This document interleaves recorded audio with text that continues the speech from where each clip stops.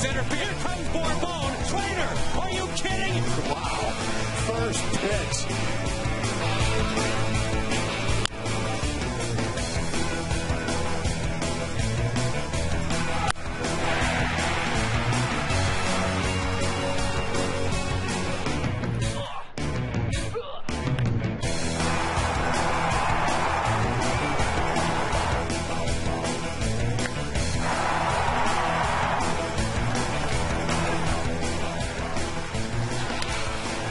Towards short, and here we go. 10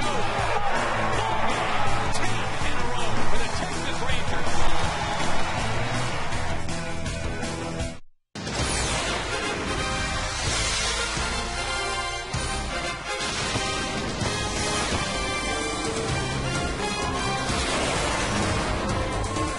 Elvis contributing yesterday. Everybody contributing, and not only yesterday, but for the last week and a half, the Rangers have won 10 in a row. Only the second time in the history of this franchise there's been a double-digit win streak. Sorry about that, Pittsburgh. You're just here at a bad time. It's the Rangers tonight in the finale of a 3-game series against the Buccos, along with Tom Grieve.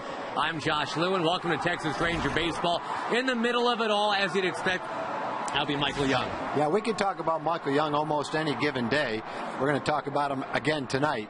And if you look at the series against the Pirates, the Rangers have won both games, and it's been Michael that's kind of ignited the offense in both games. Rangers are behind in the opener. Michael got them on the board with his home run into the Ranger bullpen. Last night, right off the bat in the first inning, a 2-run shot to left field drove in the first couple of runs for the Rangers. Michael's been on a tear over the last month and a half. He's tied for the American League lead in doubles, as well as a lot of other offensive categories. The other thing, he's had 49 runs batted in. He's on pace, batting second, to knock in over 100 runs this year. No matter what Ranger you talk about right now, they are all getting it done. Nobody, though, bigger and better than Josh Hamilton. He had the night off yesterday. He's right back out there tonight with a 17-game hitting streak. And again, the Rangers win streak sitting currently at 10. It's the Rangers and the Pirates when we come back.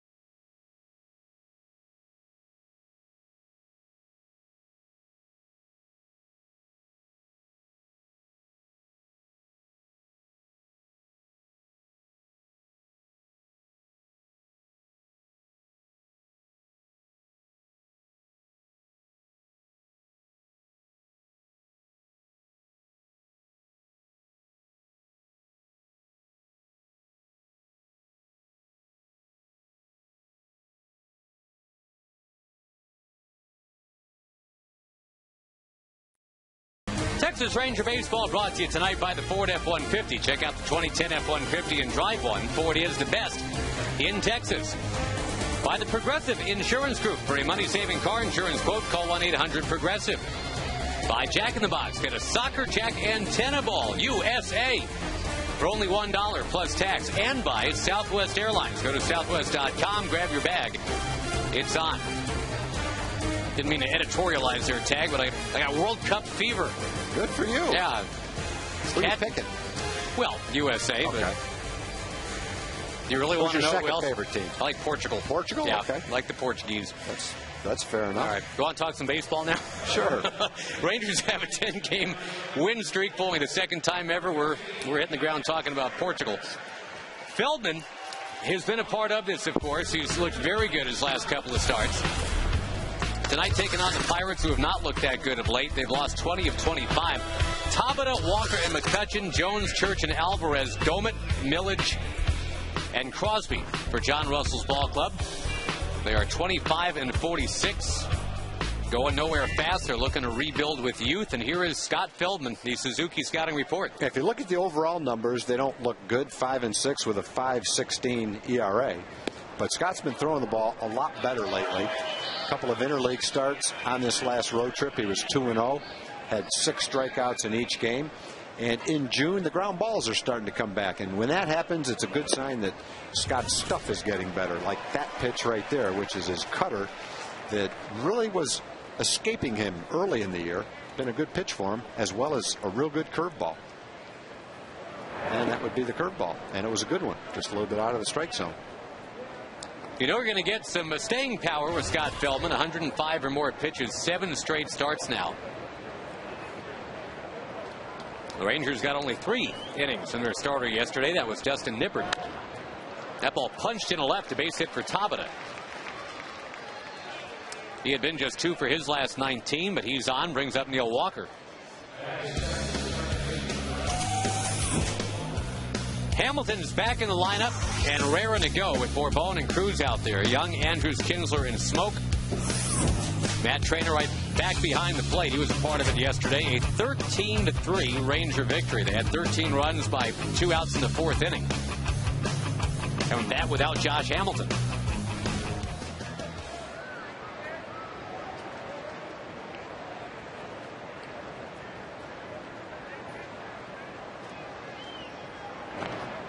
Humid and 91 degrees as we get going tonight here in Arlington. A smaller crowd than yesterday. Not a bad crowd by any stretch. If you're in the area, come on out. Chance to see the Rangers try to wind that win streak along to 11.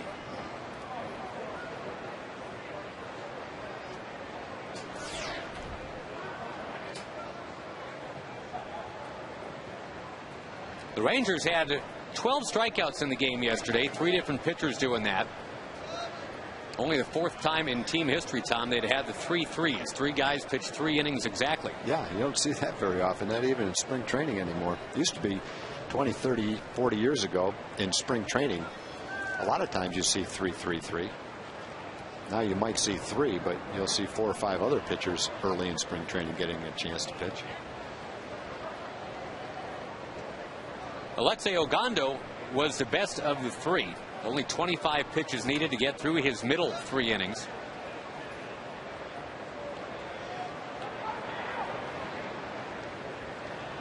There goes the runner. Good jump. Walker fouls it away. And Ogando making some history. Becoming the first player in 42 years to get wins in each of his first 3 big league ball games. Spanish for the Vulture is El Buitre. You're looking live at El Buitre. Vulturing those wins.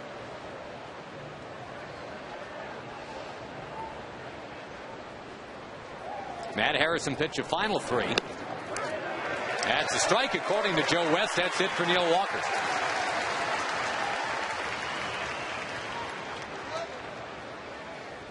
Well, never did move Tabata, who was running earlier.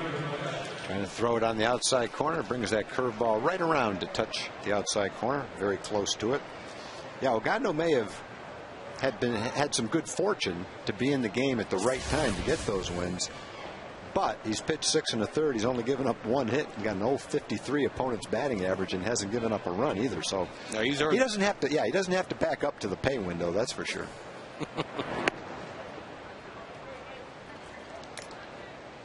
Well, it took him 5 years just to get in the country. And it took him a couple of months, a little bit more than that, to get into the big leagues. Got the chicken behind the vulture.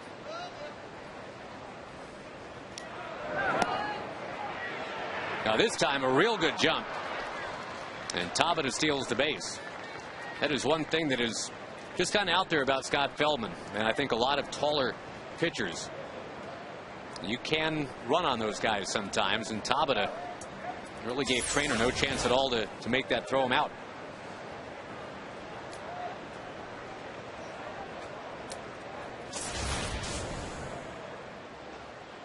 Think of a guy like Chris Young when he was here, of course, now with the San Diego Padres.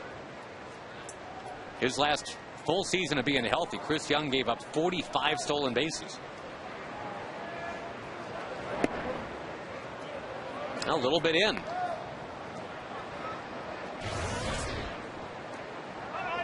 And Andrew McCutchen has emerged as the face of this Pittsburgh franchise. They're looking to build around him. You better have some strong shoulders because there's a lot they still need to do. There's a strike.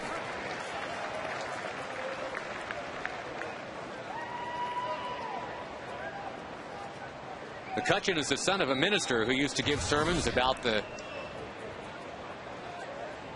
patience virtue. And McCutchen has taken that quite to heart. He knows that this is not going to be a winning team right now. A lot of the Pittsburgh fans definitely expect that as they become better and better, he'll be the guy that kind of pushes them to where they want to get. I think the Pirates are hoping they've got 3 guys, two guys in addition to McCutchen, Walker and Alvarez, 2 #1 draft choices, homegrown. They can be a big part of their starting lineup for years to come. There's a walk to McCutchen, bringing up Garrett Jones. And you know, McCutchen, at the very least, has some charisma. And we talked about him first game of this series, Tom. Should absolutely be in the All-Star game, whether he's a Pirate or whatever team he's on. Top 10 in the league in batting average, on-base percentage, runs, hits, steals. Plays a real nice center field.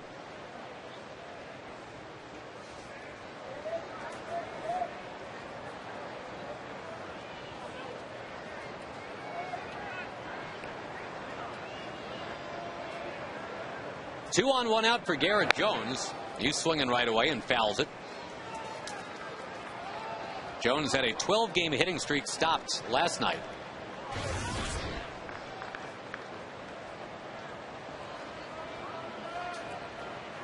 And again, just such a study in contrast right now. The Pirates having a miserable June. They've only got 4 wins.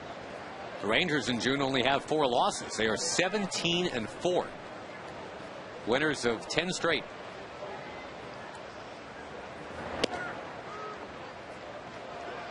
Well, that's true. They've been getting fat against some of the bottom feeders in the National League. You absolutely take your wins when you can get them. You've got 17 more games still to go against the Angels head-to-head. You got the Yankees coming in here twice. Well, Minnesota's not feeling too good about going into Milwaukee and losing 2 straight. Wrapped in right field slowly.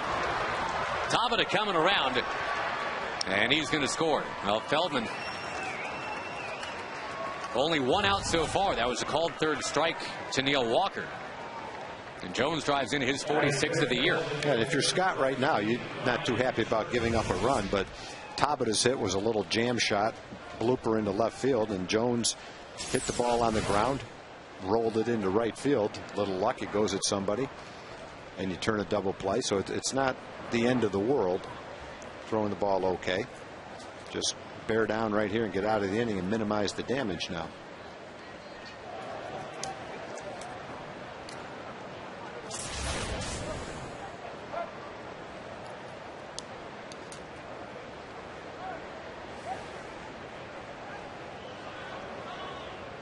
With the thunderstorm activity that kind of rolled a little bit east of here not too long ago, There's a haze and certainly a humidity to deal with tonight.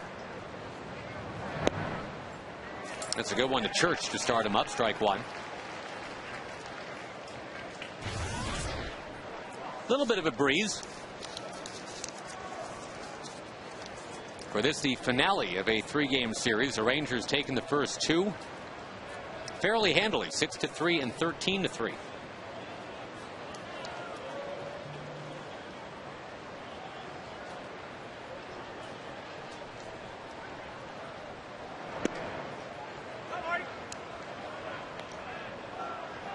These Pirates will go on to play the Oakland A's. They'll fly out tonight.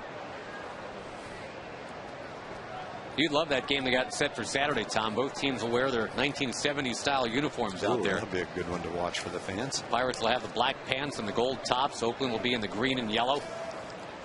In high def, no less. That'll be unbelievable. Pirates back then had, maybe 6 or 7 variations that they could wear. They had the yellow, they had the black, they had the stripe. They could mix and match with all of them. And I think on any given day, it was probably pretty complicated for the players to figure out what exactly they were wearing that given day. Probably had a white one as well. I think it was Phil Garner that said some days would look like bumblebees, the next day would look like taxi cabs. Feldman trying to fight his way through it here. Still has only 1 out. There's a run in. And a lot of times this year we've seen with men on base early. Scott goes into a real crawl out there, just a very deliberate pace.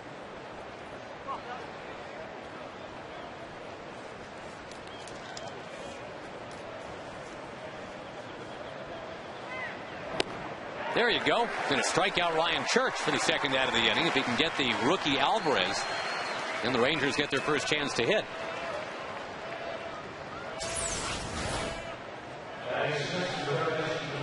That's a good cutter. That one just kept coming in and in. And once Church committed at it, he had no chance to hit it. Ended up being a ball. Alvarez is only hitting 125, but he's hit probably 3 balls in the first 2 games of the series really well for outs. A couple line drives to the outfield, a hard ground ball to shortstop yesterday. Right down the line, little inside out swing, and he's going to bring home at least 1 Pittsburgh Pirate right here. Hamilton's got to dig it out of the corner, and by the time he does, the Pirates are going to score twice. The Rangers did not get a break there as the ball just kind of wedged. And that little extra second that Hamilton needed got another run home for the Buccos.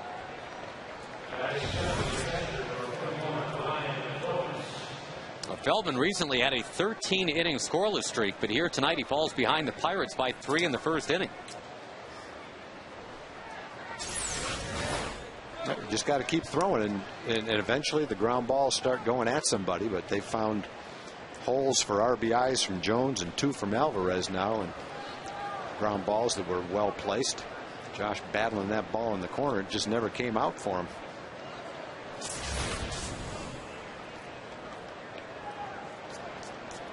Switch hitting catcher Ryan Domet. And you can't really say that Feldy is pounding that strike zone quite yet. Well, he's got his pitch count in the 20s. Want to minimize the pitch count. Pitch deep into this ball game. Yesterday, Ogando and Harrison each threw 3 innings out of the bullpen. Way away and getting off the glove of Matt Trainer. Well, you'd love to just hit the restart button here.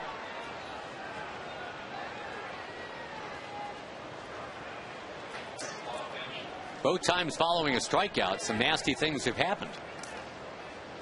Walker struck out, then there was a walk and a single. Church struck out. Now there's been a 2 RBI double. And a quick 2-0 count with a wild pitch to Domet.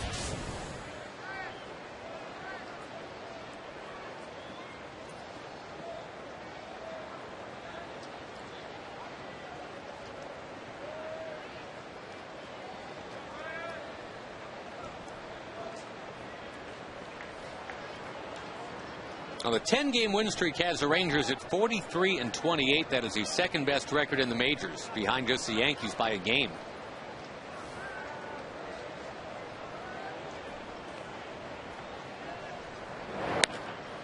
That ball into right field, sinking quickly. Another base hit for the Pirates. They lead by 4.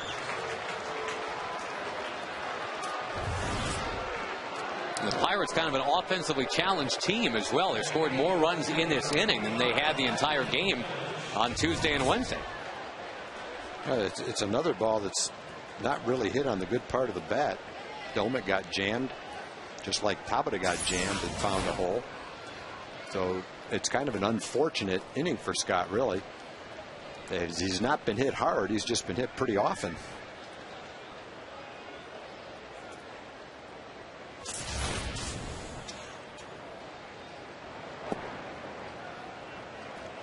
We haven't seen an 0-2 yet. We've only seen a couple of 0-1s.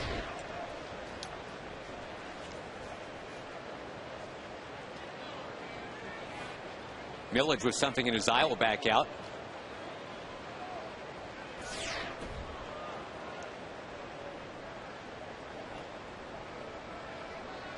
Pirates just had themselves a 12-game losing streak not too long ago. Trying to burrow out of that. They're going to be battling the Houston Astros for that last place position in the NL Central. There's the manager, John Russell. Nolan Ryan's battery mate when Nolan had no-hitter number 6. First time that Russell had ever caught Nolan Ryan, and he stepped in there and caught a no-hitter.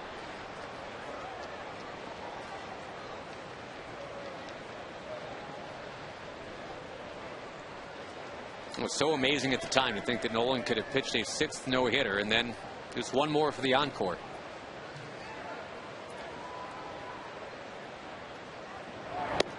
Taken, and finally Feldman out of the inning. The good news is well, he struck out the side. The bad news, obviously, right there, 4-0 Pirates.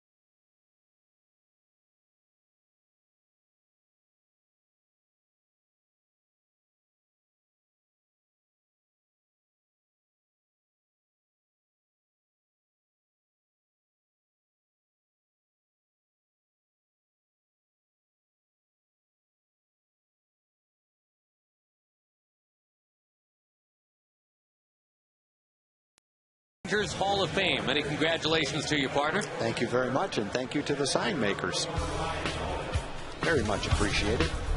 Pirates have a 4-0 lead tonight. Capturing the Rangers' attention right away. Here's their batting order tonight. The Rangers at 43 and 28 go with Andrus, Young, Kinsler, Guerrero, Hamilton, Cruz, Smoke, Trainer, and Bourbon. Look at Bourbon hitting .298 now.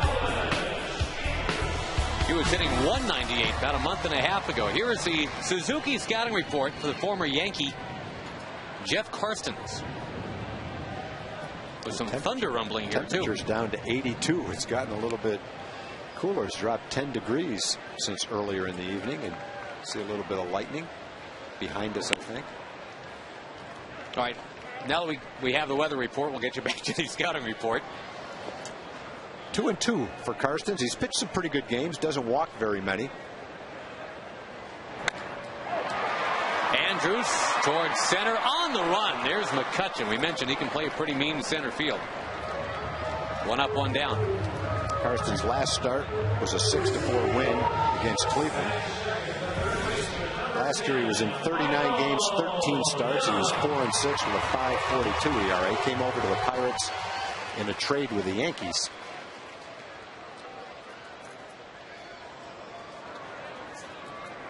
Started this year at AAA, had a 7.31 ERA, and got promoted. He's actually pitched okay up here.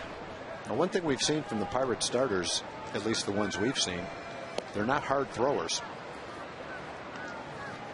Looks like Karsten is upper 80s maybe. Saw Mahalam last night. It was mid 80s to upper 80s. Ohlendorf, high 80s. He touched the low 90s.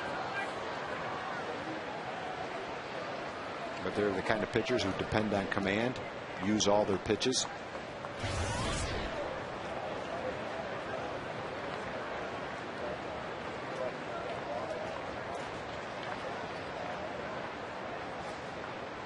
They tend to walk a few too many as a pitching staff. You'd expect that from a staff with a bunch of young players, I guess.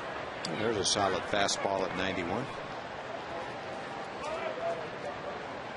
They had a pitcher about 80, 90 years ago, Tom, named Babe Adams, who once pitched a 21-inning game with no walks. That is not the kind of thing that would be happening today. Guys don't go 21 anymore. Yeah, it's very rare you see a guy pitch 9 innings now, get a complete game. You don't see complete games much. That one that Babe Adams pitched in the 21-inning game was a complete game. It was a tie game, though. 0-0. That ball down the line.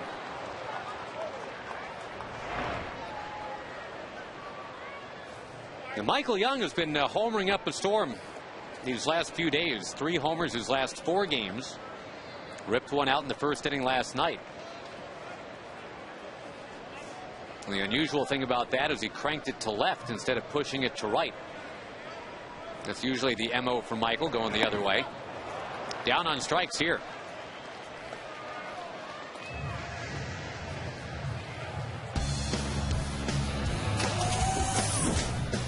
Locating the Pirates: Tabata, McCutcheon, and Millage. Alvarez, Crosby, Walker, and Jones around the horn. Karstens and Domet the battery.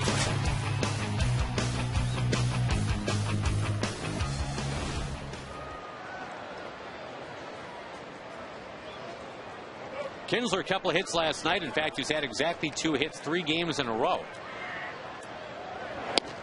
And he is re-emerging. Only 1 game in the last 12 does he not have at least 1 hit.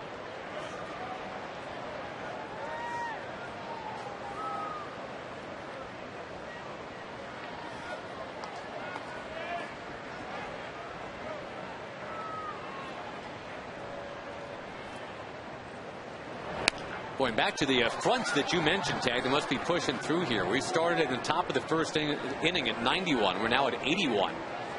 So not even in 1 full inning, we've dropped 10 degrees. Sure feels good to the pitcher and the rest of the players down on the field. Hopefully that'll stay away from us.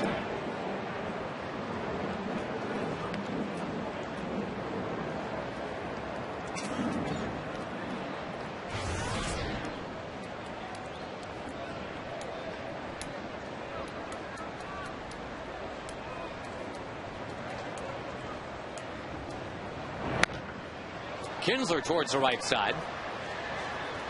Into a still gathering crowd here. Tomorrow night, fireworks night. And a large turnout expected. It's the Lone Star Series with the Houston Astros coming in. Rangers just swept the Astros last weekend. Rolled to third, and a friendly hop for Alvarez. Rangers down in order. A first inning to forget tonight. Pirates 4 and the Rangers nothing.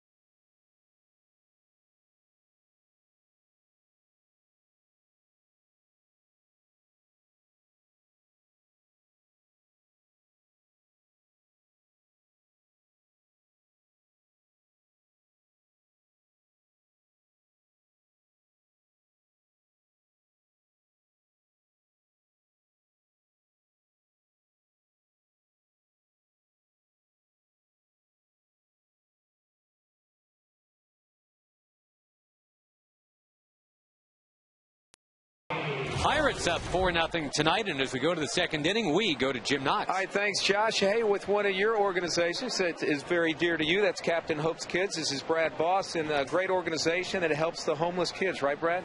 Yes, sir. We work with about 40 homeless shelters around Dallas-Fort Worth, and we distribute diapers, wipes, hygiene items, things like that. All right, great. Now, if people want to get involved, what do they need to do? If they want to get involved, they can go to our website. It's at captainhope.org. They can give me a call directly. It's at 214-630-5765. All right, you got through with that fast enough. Now you get your shout out. Who's that? I want to say hello to my wife, Thalia, and my son, Alec. There we go. He said, can I say hello to my wife? And we let him do it. There we go. Absolutely. Great organization. Thank you very much, Jim. Brad brought some of the kids down to meet Nelson Cruz right before the game. Nelly was so good with those kids that are here tonight.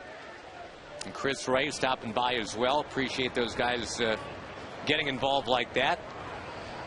Nelly's just a big kid himself.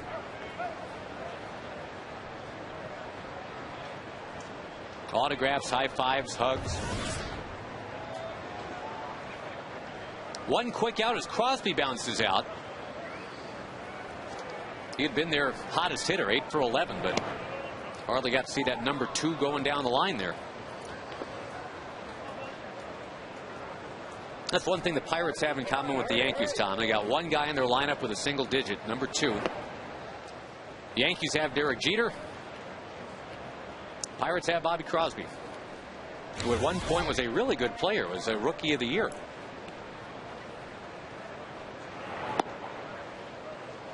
The Pirates, like the Yankees, don't have a lot of single-digit numbers available. They're obviously a storied franchise. They've retired a lot of uniform numbers. Probably most famously, Roberto Clemente is number 21. Kinsler makes the play on top of it. Well, 2 quick outs for Scott. Staying with his game plan, trying to keep the ball down, get ground balls. And here's a couple of ground balls hit very similarly to some of the ground balls in the first inning, only these were at somebody and turned into outs instead of finding holes into the outfield. One by Alvarez was the one that hurt, right down, ground ball right down the left field line, which scored 2 runs with 2 outs. That was a big hit.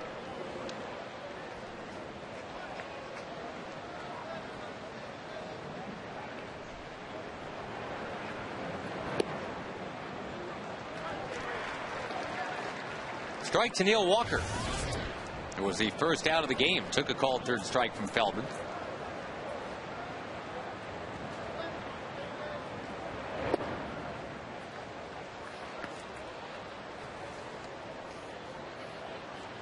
If it's just a first inning wobble for Scott, I still like the Rangers' ability to come back tonight. Breaking ball for a strike, 1-2.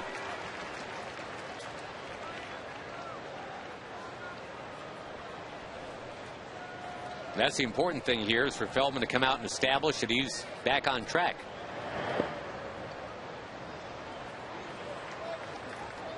Joe and Virginia Pippins are from Garland, Texas, and they are celebrating their 60th wedding anniversary tonight. So Joe and Virginia, I'm pretty sure you're watching tonight. Happy anniversary. Thanks for tuning into our telecasts. We appreciate it. They used to come to a lot of games. Now they watch them all. They are better in person, but we hope to give you some of the flavor anyway.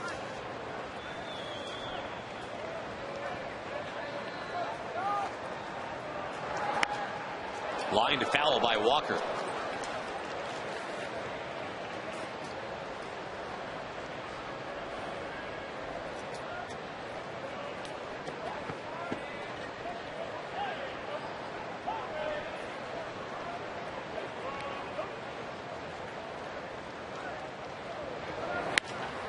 Little flare in the left. That's the third one of those. Right off the handle. Little jam shots. Tabata had one. Doman had one to knock in the run.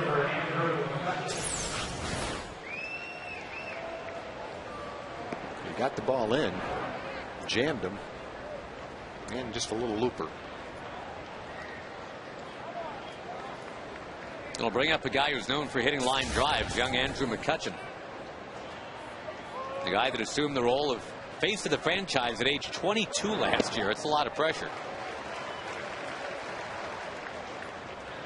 He was a team MVP for AAA Indianapolis and the Major League Pirates last year. Both cities loved him that much. He played half the year in both places, and they both said he was the MVP. They probably didn't have a whole lot of competition for that award with the Pirates. That is a good point. Good cutter right there on the outside corner. Good location with it. McCutchen turned down a full ride to the University of Florida. Signed as the 11th overall pick not too long ago with the Pirates.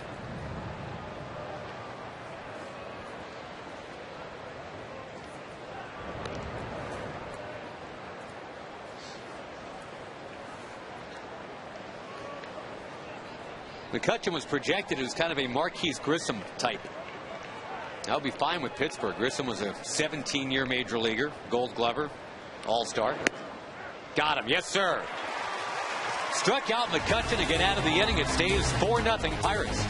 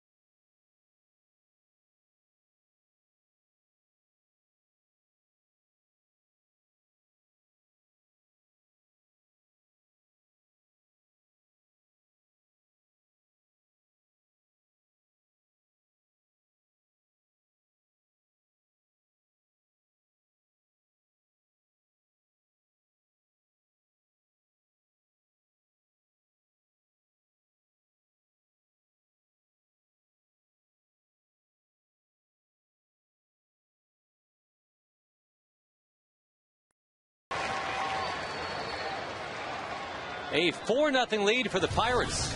Scored the 4 in the top of the first inning, threatening the Rangers' 10-game win streak. Vlad Guerrero with a roller to short. And it's booted by Crosby.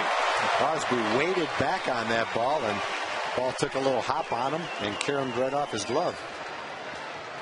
Vlad reaches on an error. The Rangers get a break, and we'll see if they can make the Pirates pay. They did that yesterday. There was a harmless enough looking error in the second inning. That one was on Walker, and after that the Rangers scored 5 times. Bobby had his weight on his heels a little bit there. Anticipated a little bit different hop. Hit right off his index finger of his right hand. And now Josh Hamilton, fresh off the day off, brings a 17-game hit streak, a career best, into this one tonight. As we keep talking about, as this hitting streak builds, it is not a soft 17-game hitting streak. He's batting close to 500 during that time. And for the year now, look how high Josh has pushed all those numbers.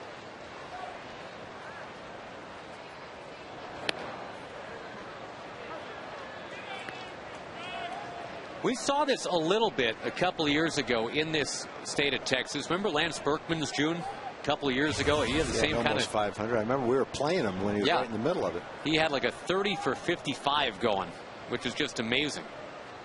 Hamilton is 33 out of 68 right now.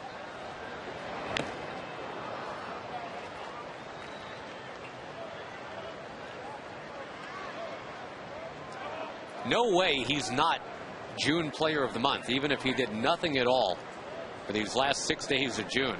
He's already got 8 home runs, 26 runs batted in, and hitting around 470 or 480.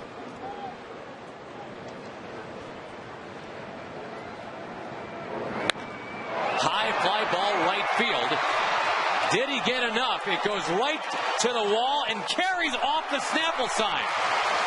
Hamilton's going to have to tiptoe into second. Everybody was holding up to see what was going on. Guerrero only gets to third. It's an 18-game hitting streak for Josh on a ball that just seemed to bend away, going right across the wall. Millage got caught in the nook out there. He went to the red sign that said vote for Nelly. The ball was to his right, and then he couldn't go straight after it. He had to navigate around it. He misjudged the ball to begin with. I thought the way he played it was going to be a home run, but watch him go right into that corner, and then he tries to come back around the edge of it, and he can't get to it. So good fortune with both these at-bats. An error on the shortstop, and now a fly ball that should have been caught by the right fielder turns into a double. And it's just tough to keep up with the mathematical calculations here for what Josh Hamilton is doing. The extra base hits keep piling up. No RBI on that one, I guess, is the only unfortunate thing, but Nelly Cruz has a great opportunity for a couple. Second and third and nobody out. Well, you got the infield back, so a ground ball will score a run. Basically, all you have to do here is make some contact, don't pop it up, and don't hit a ground ball to the pitcher. No contact yet. Karsten's starting to amp it up there into the 90s. Karsten's good command, good control. Only 14 walks, not a lot of strikeouts, 27 strikeouts in 56 innings.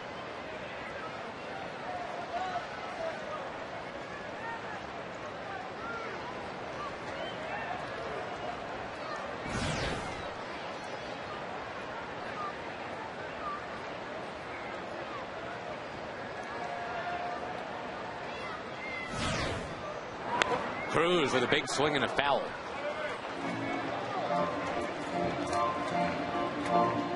Nelly's got his dad in town. That's always fun. Nelson Cruz Sr. He's got kind of a big belly laugh that you hear in that clubhouse. Nelly's is much higher pitched. And much more frequent. Hang in there on a tough pitch. Yep, just kind of squirts on into the crowd.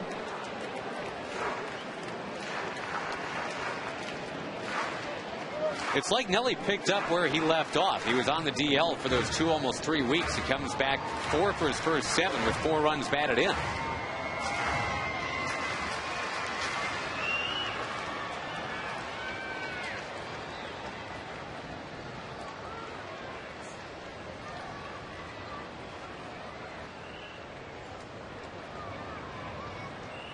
Karstens brings it, and another foul from Nelson Cruz.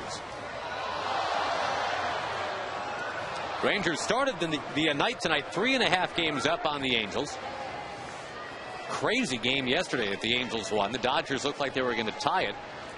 Reed Johnson just kind of walked towards home plate, was assuming he was going to be the tying run. But then the runner coming around second, they threw behind him, tagged him out. Johnson didn't touch home plate in time.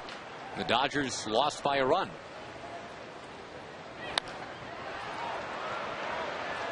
More of a chance here. And indeed, Garrett Jones has got it. Big out right there for Karstens. It's a big RBI man to pop up second and third, nobody out.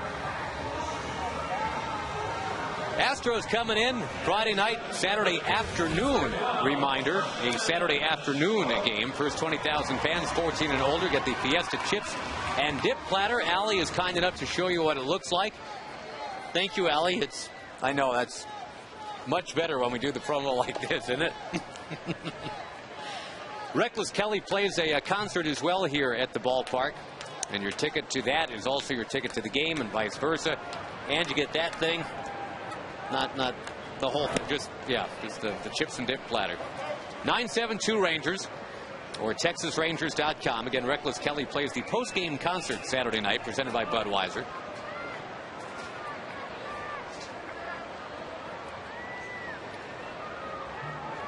Sunday there's a concert as well. Los Tigres del Norte. That is a pregame concert on Sunday night. Strike to Smoke, 1-1.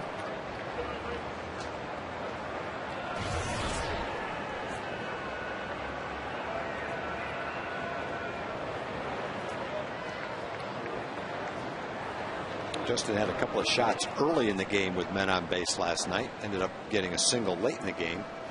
Missed a couple of RBI opportunities, though, early in the game. He's got another one tonight.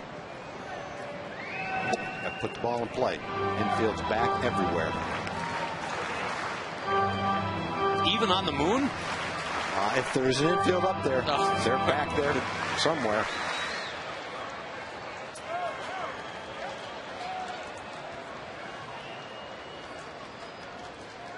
The Rangers trying to fight right back here. They gave up the 4 on the top of the first. Good eye once again. We just have come to almost take that for granted with Justin Smoak. Leading all American League rookies in walks.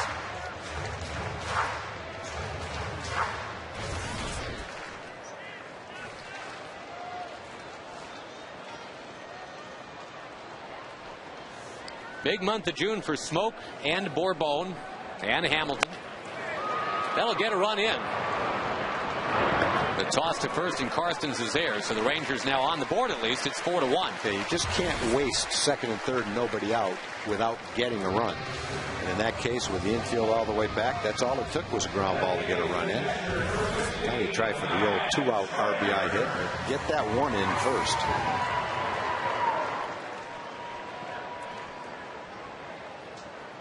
As the Rangers try to find a way to come back and extend their win streak, we should point out, Tom, the Rangers have some company when it comes to long win streaks. The White Sox won again today. Their win streak is up to 9. It really came out of nowhere. The White Sox about 3 weeks ago, the word was they were going to dismantle that team. Well, they're only 2.5 games out now. So much for the dismantling, huh? And suddenly Milwaukee won because they had a 5-0 lead in the 8th inning with Gallardo on the mound. Trainer solely hit the short. Another chance for Crosby. This time he makes the play very well. The Rangers settle for 1 run and trail 4-1 at the end of 2.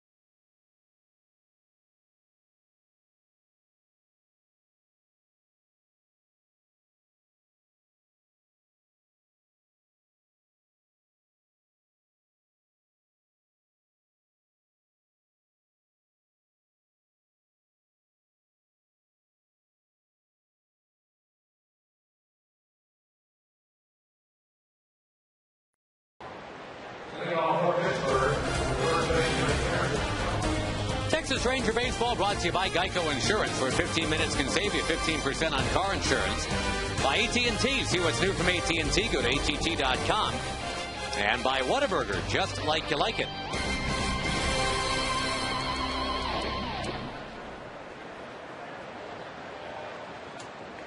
Rough start for Scott Feldman. He gave up 4 to the hitting challenged Pirates in the top of the first inning, but then he settled down in the second. Well, the Rangers probably feeling a shade disappointed. They got only 1 run back in the bottom of that second inning. Second and third, nobody out. 1 run scores on a ground ball.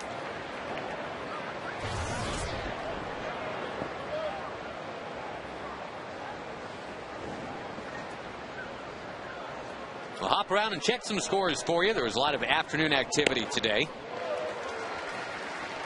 Tom, you mentioned the Twins lost to the Brewers 5-0, and the Fort Worth native Giovanni Gallardo all the way. 5-hitter, no walks, 12 strikeouts. Got a couple hits in the game, too. The ERA is now 2.36. We'll see him at the All-Star game. I'm sure Ubaldo Jimenez will be starting that All-Star game, at least I'd think. But for the first time, he got hit hard yesterday. 6 runs allowed in 5 innings to balloon his ERA to 1.6.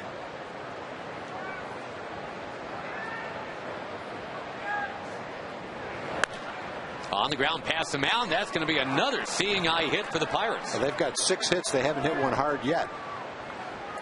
The closest thing to a hard hit ball was the one that Alvarez grounded down the left field line. Other than that, Jones has 2 hits just like that, little dribblers through the infield, and there's been 3 soft line drives off the handle. So Scott may not be making all the pitches he wants, but on the other hand, he hasn't been hit hard either.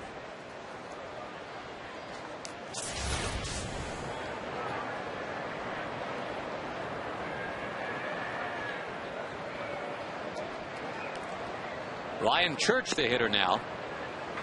Before we look at today's activity, Tom, fully in the majors, we should look back at just one more thing from yesterday. Steven Strasburg, 9 more strikeouts in his 4th big league game. Gives him 41 through his first 4 starts. That's a major league record.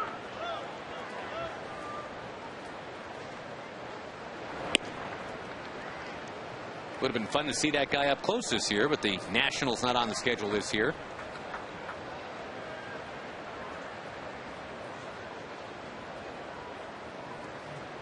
If he keeps going like he is, he'll probably be setting the record for the 5th start, the 6th start, and the 7th start. Yeah. Got a pretty good start on it already. Pretty amazing to watch him after 70 or 80 pitches still throwing 100 miles an hour in the 5th or 6th inning.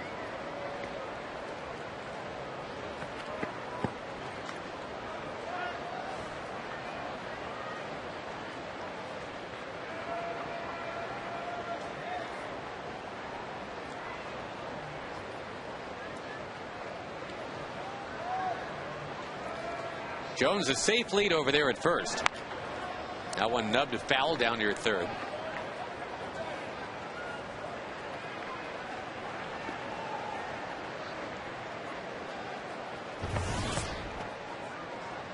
Now the Dodgers and Angels play tonight.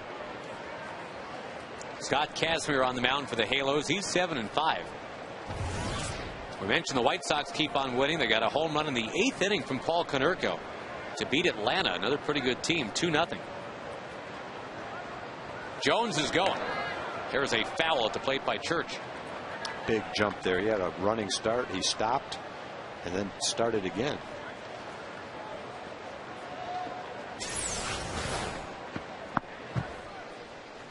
Jones is a big guy. He has stolen 6 out of 8 bases, though. Underrated player. Not in Pittsburgh, but nationally.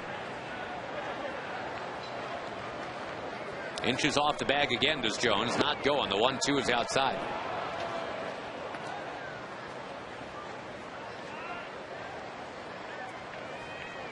In that White Sox-Braves game, we mentioned the Konerko home run. That's his 18th. Having a real nice year. Atlanta was held to 2 hits.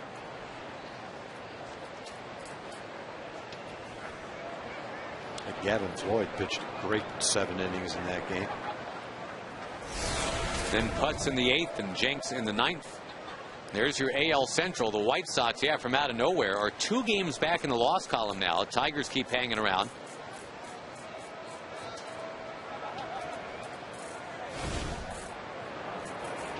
Two runner goes. Another foul ball.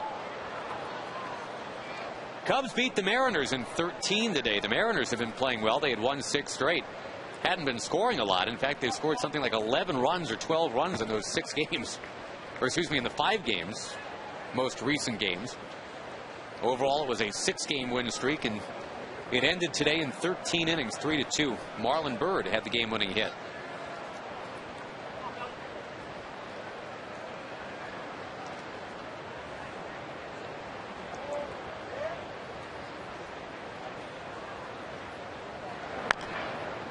We'll see a 9th pitch of this at bat now. Feldman to Church.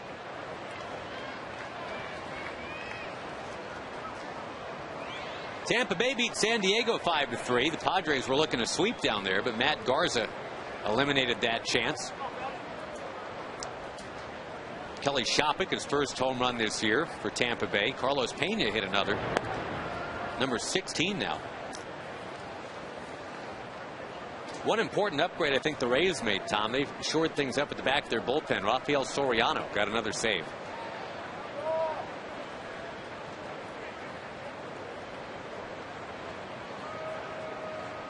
Jones is going, got another running jump. There is ball 3 outside. The throw in time. Thank you very much. Nice throw by Matt right there. And get a big out on the bases. Scott's in the middle of a fairly long inning to just 2 hitters as far as pitch counts go. And he's thrown out at second base for a big out. And get Church on the next pitch and get 2 out and nobody on. Here is the 3-2. Got him.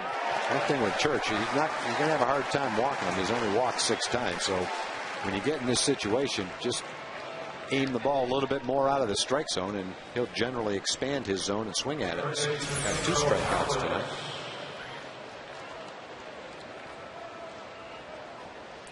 Five strikeouts for Scott, which shows, I think, that he has better stuff than what the results look like. 6 hits and 4 runs in 3 innings. You know, we've seen nights where he will have a lot less in terms of a run total against him. And it doesn't necessarily match the stuff.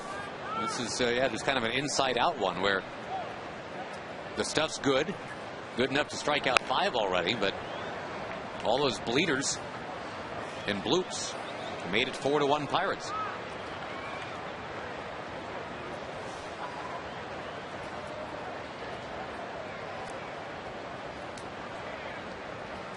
Young Pedro Alvarez, the batter. Bright guy from all accounts, Alvarez, but one of those guys that when you talk to the scouts, he didn't want to be anything else from the time he was 3. Didn't want to be a fireman or an astronaut, just a baseball player.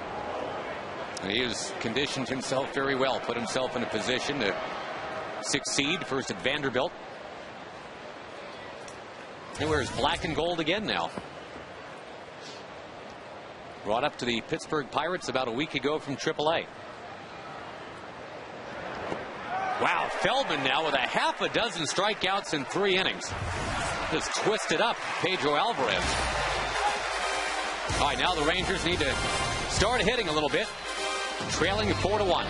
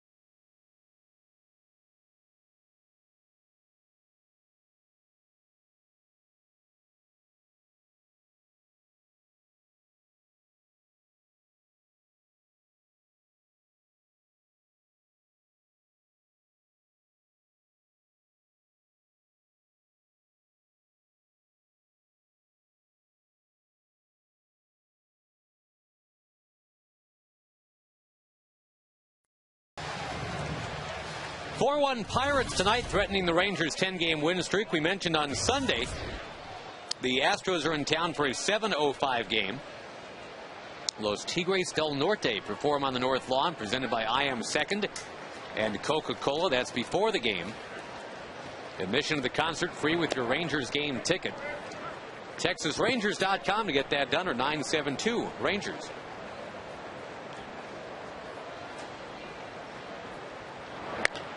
Bourbon, a ground ball. There's been a lot of that. Karsten's getting the Rangers to roll out often here early. Bourbon flirting with a 300 batting average. He'll have to wait. Just went from 298 down to 295.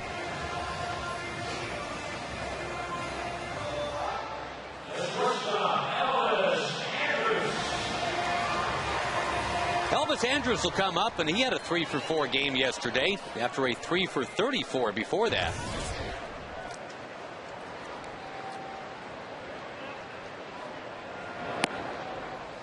One little byproduct of this Ranger win streak, Tom, is you and I have been casually joking about what would happen if this win streak went on forever. What might we do to our hair, like Elvis Andrus has done to his? Well, apparently John Daniels, the Rangers GM, said a while ago that if the Rangers ran off 10 straight wins, the Elvis Andrus blonde in my hair look just might have to be adopted by the general manager. And all I know is that John Daniels' actual hair has not been seen in public today. I have no idea if John actually took the butterscotch plunge or not.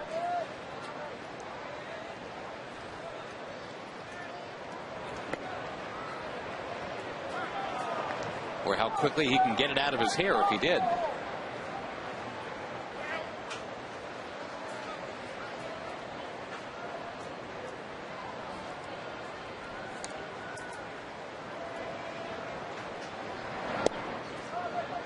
Three and 2 to Elvis.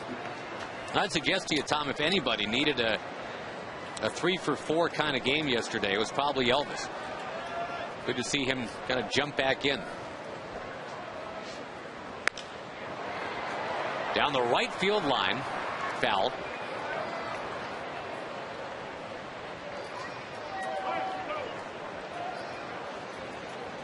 The Rangers ended up with 17 hits yesterday. They had Michael Young out of that game by the 5th inning. Things were just kind of sewn up.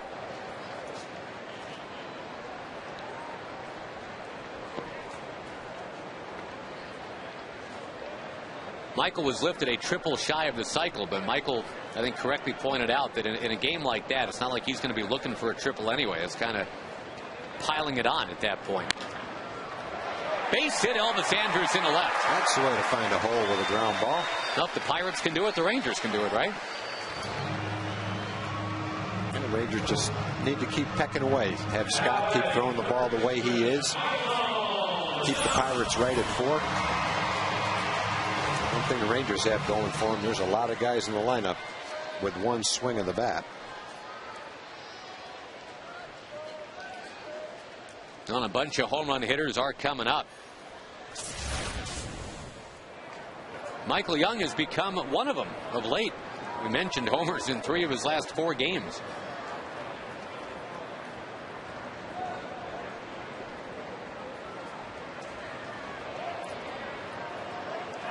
Really surprising that the guy on deck, Ian Kinsler, tag, still is hanging out with just the 1 home run this year. Hit that off of Jared Weaver. That's the only one he's got this year.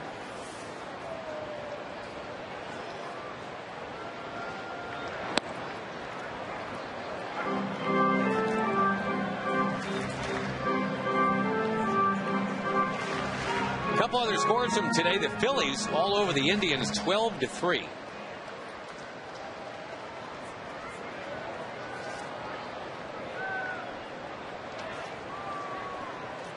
Phillies 3.5 games out, or at least they were. They're now 2.5 out because the Braves lost. Blue Jays lead the Cardinals 5-0. That game's in the 7th. 2 more home runs for Vernon Wells. He's got 18 now. Got to think Vernon Wells is an all-star, huh? He's played like one for sure. Right from day one. Rangers saw that early in the season, that's for sure. Yep, 4 of those home runs were in the first 3 games of the year right here. Ricky Romero's pitched like an all-star for Toronto. Yep, he's 6th in the league in ERA. Toronto's got the leading home run hitter. It's not Wells, but Jose Bautista leads the majors with 20. Makes him a candidate. Yeah.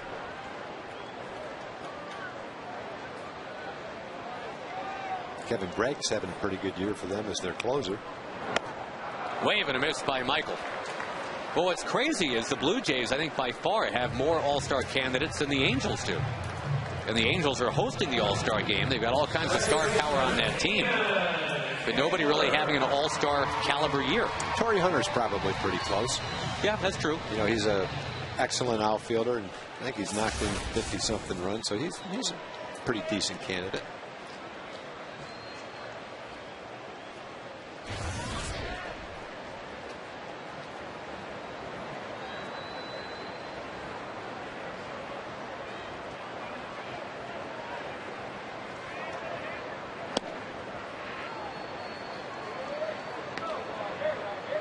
With that Ranger win streak idling right now, it's at 10, trying to get to 11. We mentioned the all-time record is 14. That's the only one that's ever been more than 9 until this one. That was back in May of 1991. Your Ford leaderboard, the longest current win streaks. We mentioned the White Sox right there at 9. And earlier this year, the Dodgers had a 9, the Mets had an 8, the Padres had an 8. You got 2 pretty current long ones right now. The one the Rangers put together back in May of 91 pretty incredibly started when the team was 11-14. They were in 6th place. They went from 11-14 to 25-14, and then they lost 8 straight. Things kind of evened out. Runner goes. Kinsler fouls it. That 14-game streak was ended here in Arlington. Scott Erickson in one of his first few starts with the Minnesota Twins. He had the sinker working, remembers Eric Nadel. And that's what ended that Ranger win streak at 14. Nolan Ryan missed a start during all that. Sore shoulder. And the Rangers were getting wins from some unlikely guys. Bullpen guys. Gerald Alexander, Jim Poole, John Barfield. That ball popped down the left field line by Kinsler. And stabbing at it is Crosby. He's got it. So the Rangers get that 1-out hit from Andrews, nothing else. We're at the end of 3. 4-1 Pirates tonight.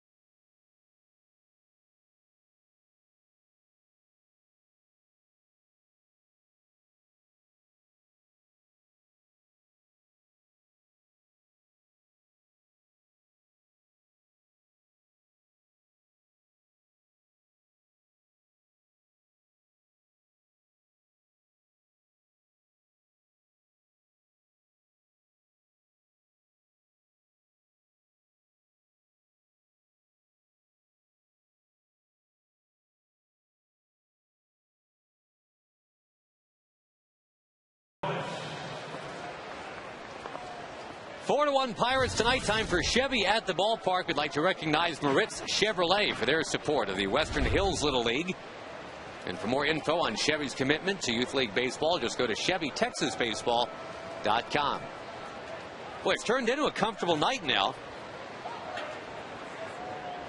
Temperature in the 80s. Yep. It went down to 80, and now it's back up to 84. So the front must have passed through. Hopefully the bout of whatever it was that was going on in the first inning for Feldman has passed on through as well. Yeah, mainly it was about a bad luck.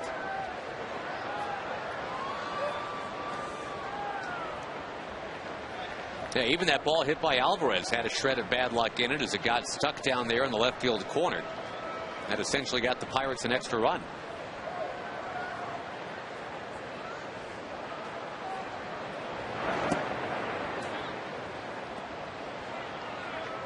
Bottom third of the order here as the Pirates bat in the top of the fourth. Ryan Domit, who has caught all 3 games in this series. That's pretty impressive when you're playing in this kind of heat. Jason Jaramillo is their other catcher, but he's in a 4 for 48 slump.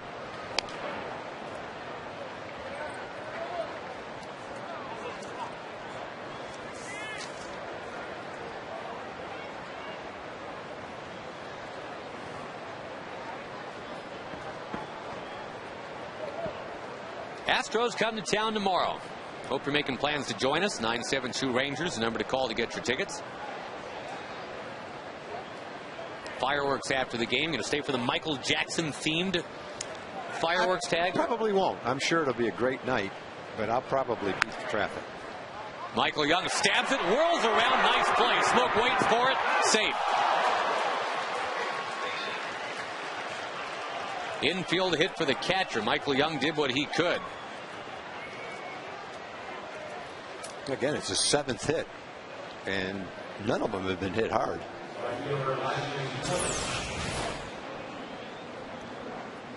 Pretty athletic play right there.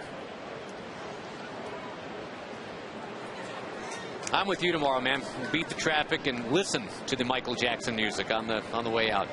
You can watch the fireworks, just, you know, from the car. And hear Chuck Morgan crank the tunes.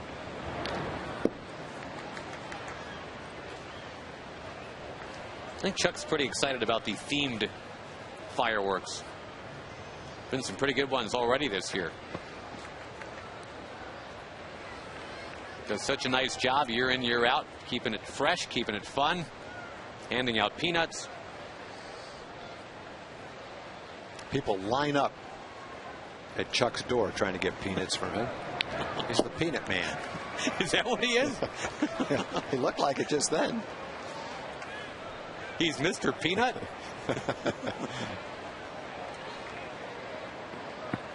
Sherry came, got a little handful of peanuts. No, she's hiding now behind the stacks of wax or whatever the DJ is doing back there.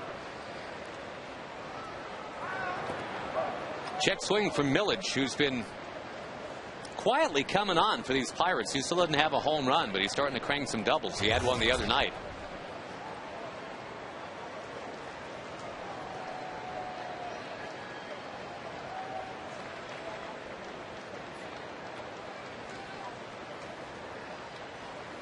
On 1-2. And it's fought back into the crowd.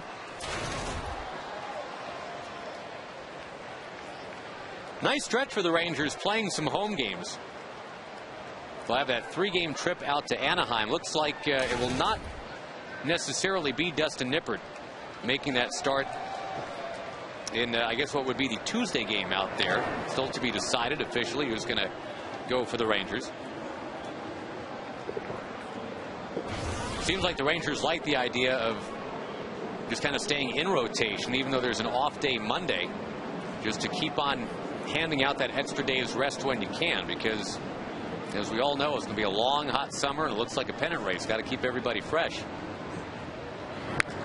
Attacked in the right field, a base hit for Millage. There's a hard hit ball. That's a nice job of hitting right there by Millage.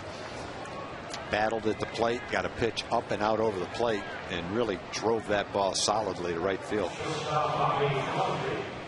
2 on for Bobby Crosby. We go to Jim Knox. All right, Josh, real quick with the Dominican bowling team. That's right, in town, training in Arlington, getting ready for the Central American games. You guys got to meet some of the players before the game, going down in the clubhouse. Who'd you meet? What was that like? Yeah, that was a great experience. We meet Vladimir, we meet Nelson Cruz, Julio Bourbon. We're really big fans of them. We chant for them every time we can, and we're a fan of the Texas Rangers right now. We're loving it. There we go. All right, who's big back in the Dominican? Who do you guys watch? Well, we got Ubaldo Jimenez, we got Albert Pujols, we got Alex Rodriguez, we have Big Papi. You got everybody. We got everybody, Dominican Republic. All right, good to have you guys on hand. The hats look good, too. Way to go. All right, thank you very much, Josh. All right, Jim, thank you very much.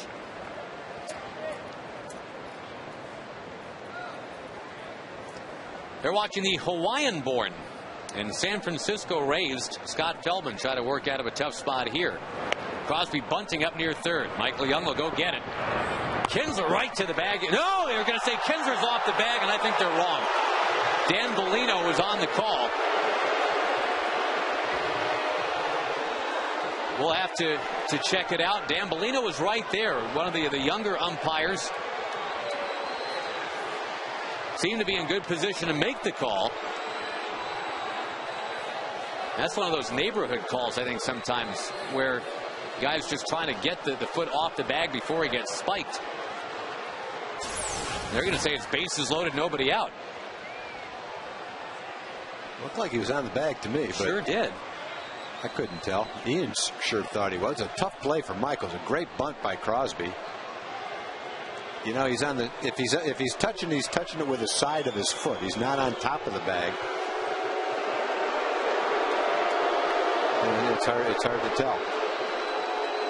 Maybe from this angle. Let's see. It looks like he's got it on the side of the bag and kicks the side of the bag with his foot as he catches the ball. I thought he was out. I thought so too. I mean, you don't have to be on the bag. You just have to be touching any part of it. Excellent bunt, though, by Crosby. That's going to end up as a bunt base hit. Bases loaded for Tabata. And he cranks it into left. But caught by Hamilton. He's firing home. Domit jams on the brakes. He's already been out at home plate once in this series. That was a real good move. He'd have been out farther this time than he was last time. He didn't want any part of Trainer again either, I bet you. And Hamilton quickly getting there, quickly getting it back in. There's the first out. Tabata has hit some balls hard in this series right at the outfielders. So when he gets a soft single his first time up, he's got that one coming. Another fairly hard hit ball with nothing to show for it. Maybe get Walker to hit a ground ball, get a double play, and get out of this inning. Well, the last two nights, the Rangers starters, the big righties, Nippert and Feldman, using up a lot of pitches to get through 3 or 4. Nippert was at 82 to get through 3 yesterday. Feldman's pretty close to 82 now. 1 out in the 4th inning.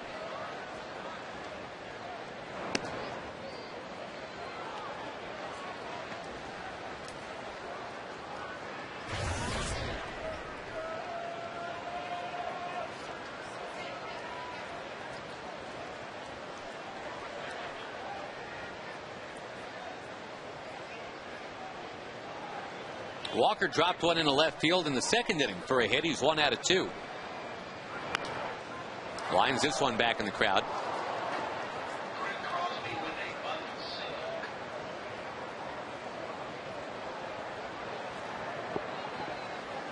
Well, the Pirates, having lost 20 of 25, may be due for a break or two. They built a 4-1 lead. This is kind of, I think, a key part of the game right here, Tom. A big hit from Walker, like a bases clearing hit, makes it a really tall mountain to climb. But yeah, as you mentioned, a double play. Rangers stay right in it. Hamilton again. Will Domit try him out this time? Hamilton's running up on it. All right, Domit. Ball is dropped by Hamilton, but only after he had it long enough for the out. And boy, we never did get the play at the plate. Hamilton couldn't release it.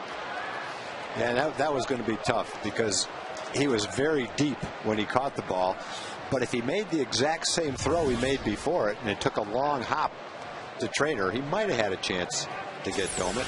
I'm sure he would like to have tried, and I would like to have seen it too. But it's an out because he caught it, and then he dropped it, transferring it to his hand. They're going to give an error to Josh, allowing the runners to advance. I think that's probably the proper thing to do. Got to account for the runners moving up.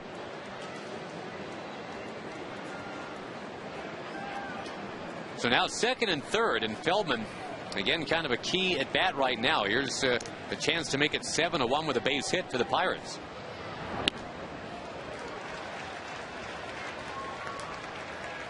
McCutcheon has not put the ball in play tonight. A walk and a strikeout.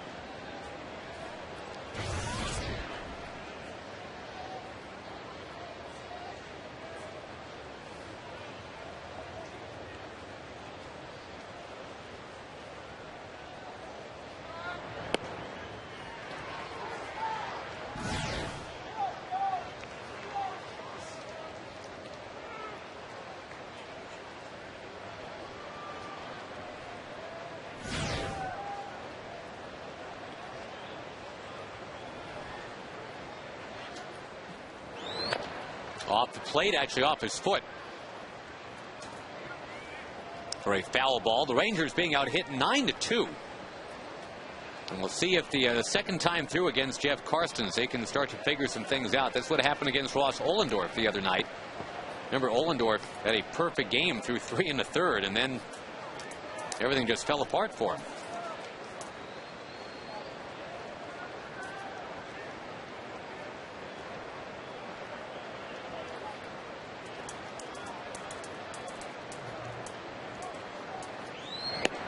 Taken. Yeah, he got him. So Feldman is piling up the strikeouts. He's got 7 of those.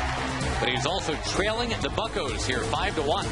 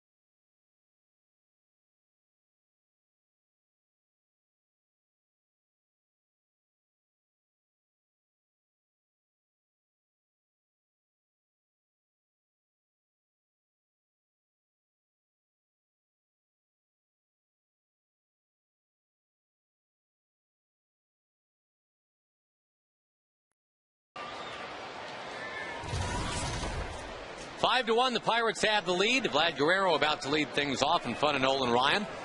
Getting into our AT&T trivia question as Vladdy takes outside. Nolan had 7 different catchers for his 7 no-hitters. How many of them can you name? We've already kind of narked on one of them tonight, pointed out John Russell, who caught number 6, the one in Oakland.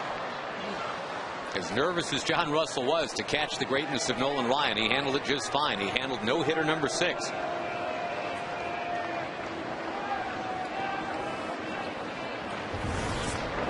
Guerrero with a smash and a left to base hit. He's been on twice.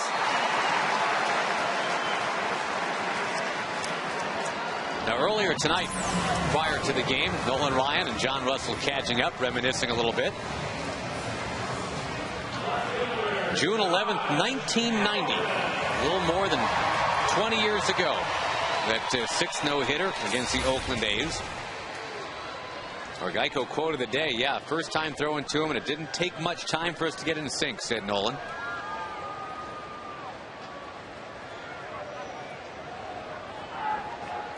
Nolan coming up on a 43rd wedding anniversary, a couple days away. when he and Ruth got married 43 years ago to that date.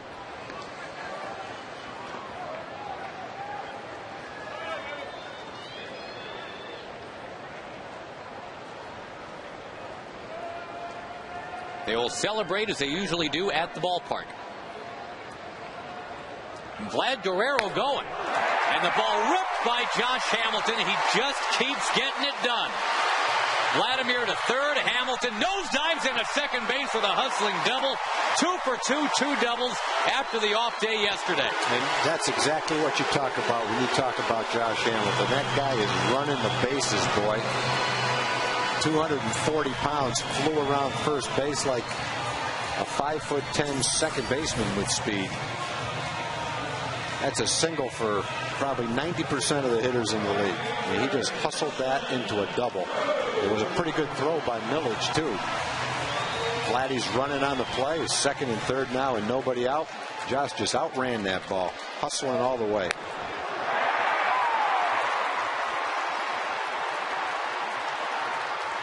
Well, there's a lot of adjectives that you can dial up, but when you're 22 for your last 37.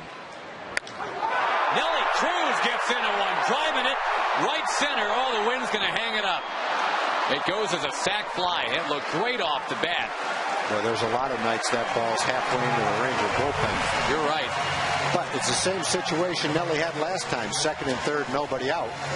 And he not only gets the run in, he moves Josh to third so that Justin could pick up an RBI here and make it a 2-run game. He gave it a ride. Just the wrong night. No wind tonight. The flags are straight down. It's a little bit cooler. You hit that during batting practice and it would have been 40 feet farther than that.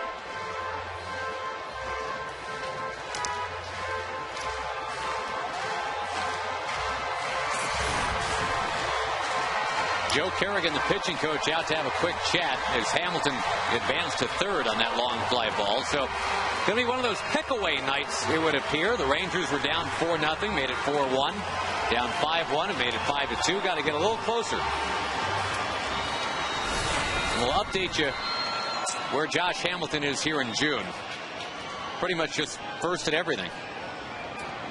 He hustled into second. That may hustle the Rangers into an extra run if Justin can make some contact right here.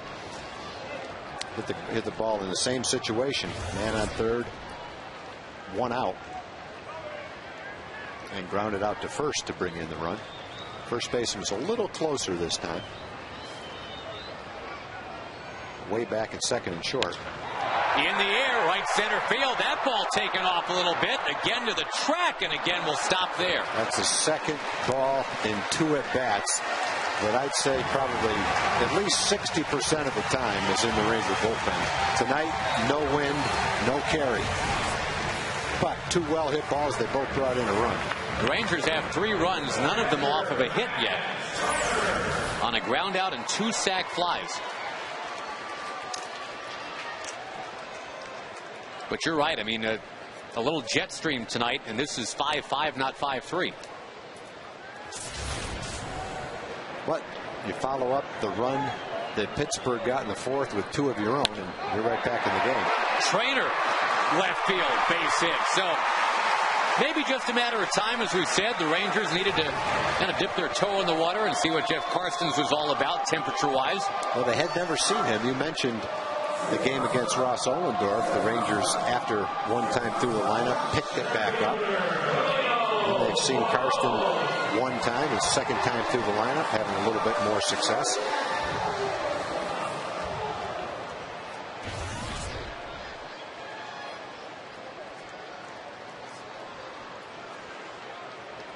Brings up Bourbon, who hasn't been quite as hot as Josh Hamilton, but come on, nobody can be that hot right now. Bourbon hitting .433 in his last 19 games.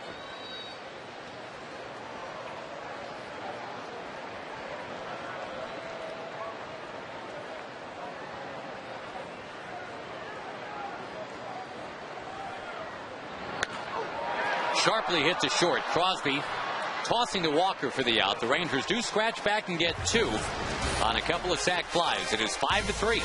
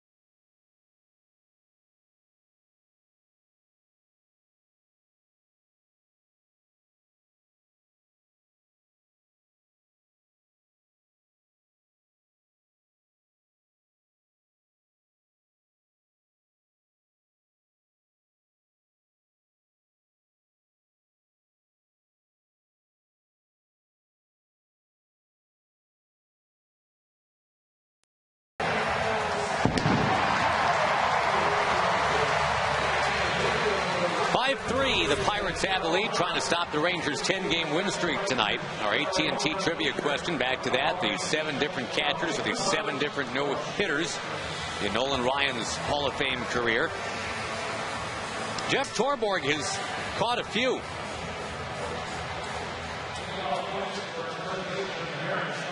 Not just Nolan's, but with a lot of different Dodger personnel. Roll on through to Ashby, Russell, and Stanley. Mike Stanley had the pleasure of catching the one that I think most Ranger fans remember most fondly, that 7th one at the age of 41. Going to talk this inning with a man who has 2 no-hitters in the books, and who knows how many others he would have had if he stayed healthy. Steve Busby will be on the set of Rangers Live after the game as well, which is always a good thing. And Buzz, we're watching Scott Feldman out there right now, just kind of trying to find himself still, I guess. Yeah, it's been a strange night for him, Josh, I think. I'm starting to feel the last couple of times. He pitched, he got away with a lot of things, I think, 2 starts ago. But I thought last time in Houston, I thought he threw the ball pretty well. It looks to me like he might be falling in love with that cutter a little too much. That one drilled right past Kinsler into right field. A 2-0 pitch, and Jones now 3 for 3. And by that, I mean, he has such a good sinker. I don't think he's throwing that enough, at least tonight. And I don't think he has been most of the year as far as I'm concerned. But it seems like he's throwing more cutters than he is sinkers. And I think that goes against what Scott Feldman does best. He's got 7 strikeouts, and in a weird way, you're right, that's kind of counter to what, when a lot of times when Scott's going 8 innings, 9 innings, it's like a 3 strikeout game, and he scatters 5 hits and only gives up a run or 2. Plus, there's a train of thought you read about that some people think that the cutter takes away from your other pitches. Have you found that to be the case? No, Tom, I think if you try to make the cutter a breaking pitch like a slider, then I think it does, because it's a completely different grip and everything. But to me, a cutter is a fastball pitch. Right. That moves maybe. That's a foul right there, by the way. 4 or 5 inches, and you throw it just not like what we call the slider. Right. That's not a cutter. Right. Exactly. And I think you see some guys that have a huge cutter. To me, a cutter is exactly what Mariano Rivera throws, pitch after pitch after pitch. Right. And it's just a matter of the grip and releasing it as you would a normal 4-seam fastball. But I guess the point I'm trying to make on Scott is that, he's given up some cheap hits tonight. Most of them have been jam shots. Well, you get enough of those and you can say, wait a minute, now what do I do differently? Well, you stop trying to jam guys with that cutter. Left-handers are getting enough wood on the ball to get it over the infield, and I'd like to just see him throw more sinkers. I guess that's my point. Well, this one grounded towards second. Kinsler shovels it to second for 1. They get the lead man. And we were talking earlier, Buzz, we're talking about sinkers in on the hands. We invoked the name of Scott Erickson because he stopped the Rangers' 14-game win streak, which is a record win streak back in 1991. And a guy like that, and probably from the same era, if you want to name a Ranger, Ken Hill will get that sinker in on you. Yep, exactly. And, those guys that have the good sinkers, it didn't matter whether you're right-handed or left-handed. Most of the time, they were throwing to the same spot on the plate.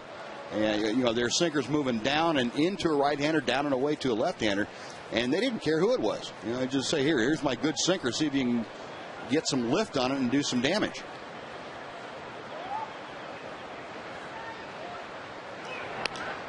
That ball belted foul by Alvarez. A guy that had a good sinker ball for the teams you played on was Al Fitzmaurice. Yeah. He didn't throw that hard, but he had good movement on his sinker. Yep, he sure did. Who are some of the others from that era? Jim Cott, maybe? Good sinker type guy? I didn't think Kitty had a great sinker. Tommy John, of course, I think had one of the better left-handed sinkers that I can think of. There's what we're talking about. The ground ball turned into 2. 4-6-3 double play. Buzz, can you stick around for another little bit here? If you'd like me to. We'd love you to. You're always welcome, Buzz. Pirates have a lead 5-3. Bottom of the 5th coming up.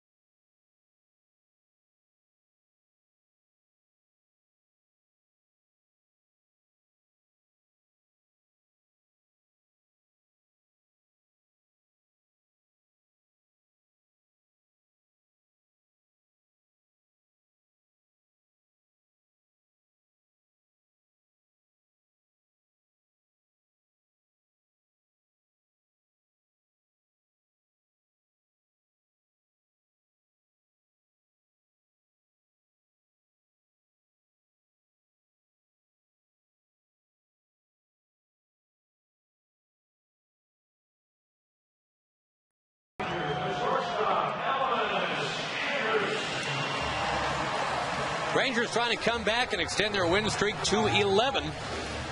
It's 5-3 Pittsburgh right now as we go to the bottom of the 5th inning. Steve Busby continues in the booth with us, and our Cabot would stain a legendary performance on this date in 1974. That's right. You retired the first 9 White Sox to extend your then American League record.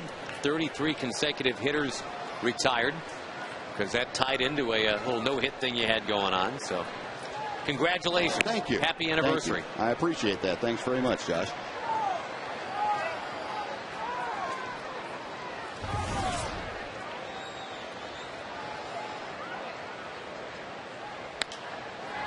Andrews will send one foul to the right side. No such run like that tonight for Scott Feldman. He really hasn't gotten into that even 5 or 6 in a row kind of groove, getting guys retired like that yet. And Jeff Karsten's, meantime, I guess the good news from the Rangers' perspective, Buzz, is they're not letting him settle into that kind of groove. No, they aren't. And, again, we'll go back to what the Rangers have been able to do. And against National League teams, and most of the pitchers they haven't seen a whole lot of. They've been able to go through them one time through the lineup, and everybody that's come up after that seems to have had a pretty good idea of what to expect, and they've done some severe damage that second and third time through the lineup. Andrews can't help himself. Leadoff man retired here in the 5th, brings up Michael Young, who was struck out twice. Well, obviously, Buzz, this has been a fun week and a half for the Rangers. Most of this happening on the road, and the fans couldn't really be a part of it.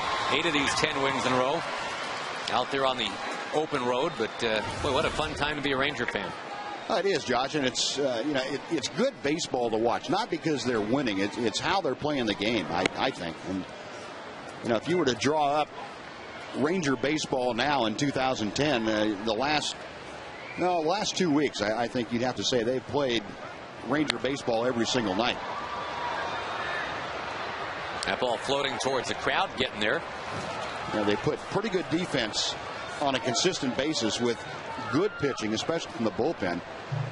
And they put it's not small ball, it's fundamentally sound baseball, hitting, moving the runner over when you have an opportunity. Anytime you see a guy like Vlad Guerrero come up like he did in Houston, and without hesitation, just a ground ball to the right side to move a runner into third with 1 out. And that makes an impression, I think, not only people that are watching on TV or in the stands, but the guys in the dugout see that and say, sure. Hey, here's our cleanup guy, and he's not too proud to go ahead and get the job done. That's fundamental baseball. The Rangers as a team since the end of April hitting .297. That's a long time. We're talking 8 weeks of hitting close to 300. See teams do that for a couple weeks, or if they're really hot, maybe 4 weeks. But they've left some pretty good pitchers in their wake too. Boy, Young down on strikes for a 3rd time. A couple of good breaking balls by Karsten's. Got Elvis on a good curveball.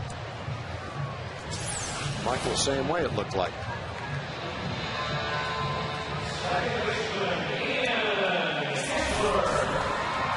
Karsten said, okay, you got me the 2nd time through the lineup, not the 3rd time, though.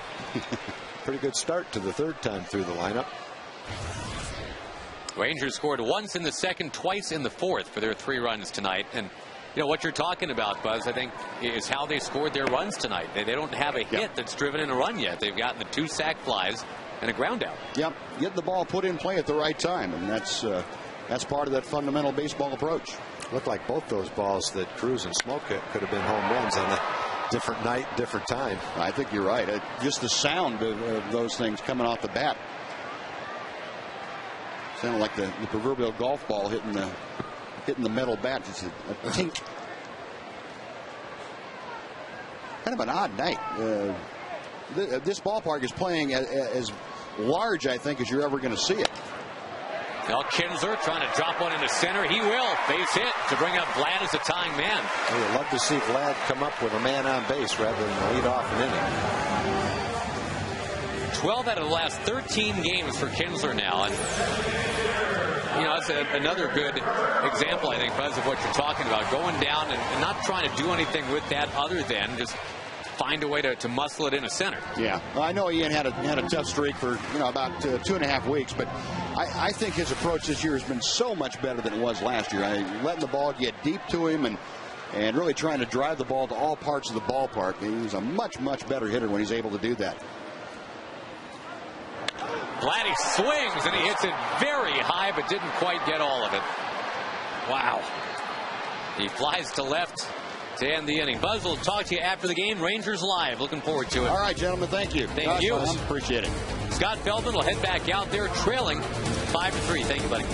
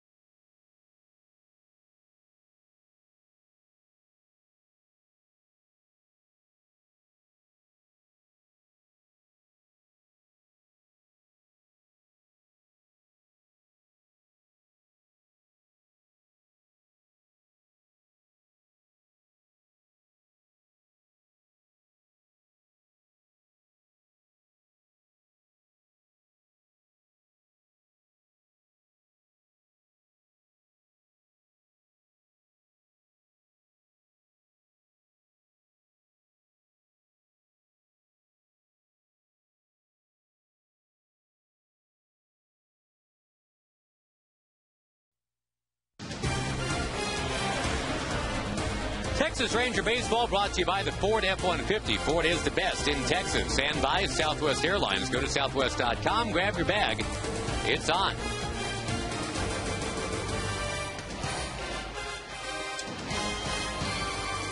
Now, the Rangers have scored in the even-numbered innings. They got 1 in the second and 2 in the fourth. And they do have a bottom of the 6th coming up, even-numbered inning, but now they got to make sure the Pirates don't score too much more than they've got. They've already got 5 runs on 10 hits. Ryan Domit is 2 for 2. Garrett Jones is 3 for 3.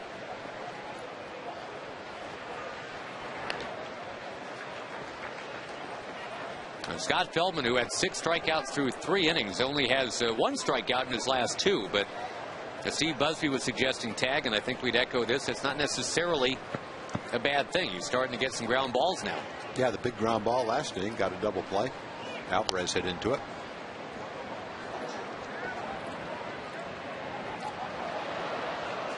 Tough chance down the right field line. But service with a smile, always.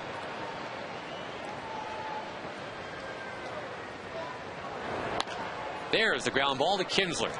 Easy pickup. Down goes Domit. And we'll bring up Lastings Millage. First, we go say hello to Emily Jones. Hey guys, here to remind you to check out FoxSportsSouthwest.com NBA Draft tonight. You haven't missed anything if you're a Mavericks fan. They don't pick until number 50. What you won't find there is the new look of General Manager John Daniels. That's because he's being a little sly about his pay up on the bet with Elvis Andrus. However, I have seen evidence myself that it does exist. Wow. It's not a great look for JD, but I do appreciate the fact that he owned up to his bet. He's a man of his word. It looks a lot less like highlights and a lot more like a skunk stripe of the butterscotch color. Wow. All right. Thank you, Em. And if you can get us a further scoop on that, I'm sure a lot of people would love to peek at what JD has done to himself. I'm telling you right now, he's not having any part of any kind of pictures or video. Millage with another base hit. Thank you, Em. And that's the problem, Tag. If this thing does go to 15 and people are going to hold our feet to the fire and our heads to the salon lamp or whatever you do to get all blonded up like that, we do have to show our faces and our hairs. You know, the good thing about that, as far as I'm concerned is the older you get, the less you care about that. Is that right? Yeah. You're not quite as self-conscious. Oh. So, you know, you lose a bet. What is it we have to do? You got to color your hair. I have to paint my head. You got to actually, like tag your head graffiti style, you know? Okay. Well, I just have to find a place that does that. I'm sure Elvis knows a guy.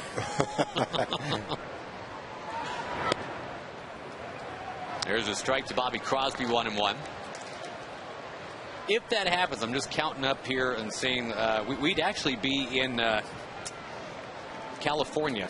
It'd be easy to find someone out there to do it. Yeah, I bet we could find somebody that would. All right. Not necessarily volunteer, but would probably pay them for their services. That means we'd be coming home for a 10-game homestand. And have to have that for 10 days here before the All-Star break. So, well, think about it. What's the downside to it? People laugh, but they enjoy the fact that you made a bet and you paid off on it. The team's playing good. It's not so much the laughing. It's like, is your dog going to not greet you when you get home? Dog won't know. The dog won't know. That's true. Your kids are going to think it's funny. I hope so. That'll create some good conversation. Not so much the laughing, it's the laughing and pointing that I think I'm. You don't like pointing? Look at that guy. But hey, if it means a 15-game win streak, then you're right. That's just the toll you pay to get to that side. The guy I'd like to see with that little look is Ron Washington. Wash has been strangely silent on the what I would do to my hair conversation.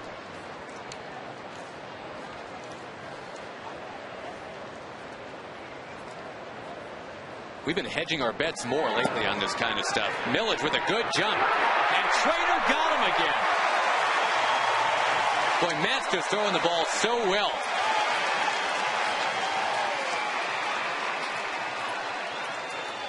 Another out on the bases. They had a double play last inning. Scott trying to manage his pitch count the best he can. He's at 102 right now, but a quick out right here could get him through 7 innings. No contest on that one.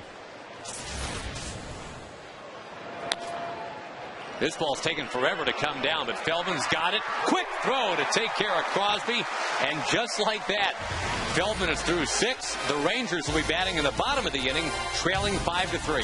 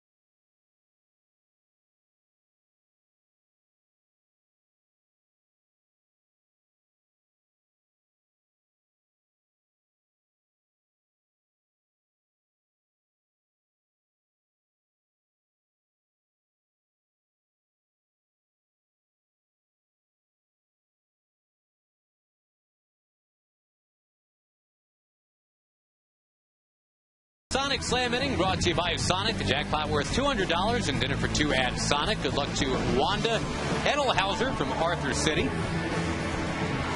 Out by Paris, Texas, Arthur City. If a Ranger hits a grand slam during this inning, we're giving away $25,000. Well, you got some home run hitters coming up here. Nelly Cruz waits. Josh Hamilton goes first. Josh 2 for 2 with 2 doubles tonight. 18-game hitting streak now, a career best for him by a bunch.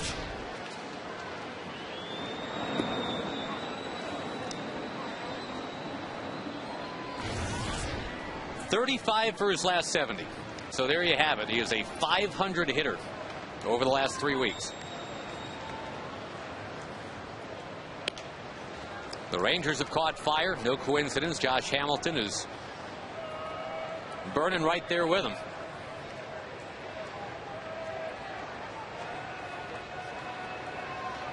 Outfield to step back. You don't blame him.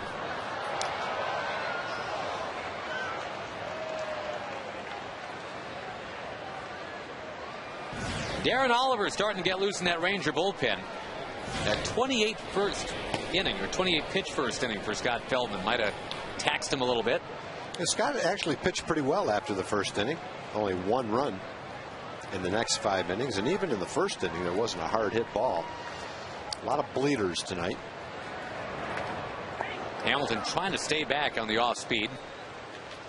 He has been hitting off speed pitches so much better of late. That's one of the things that people point to, and that ability to stay back on the ball, the elimination of that toe tap, trusting his hands, as it's been said by Josh.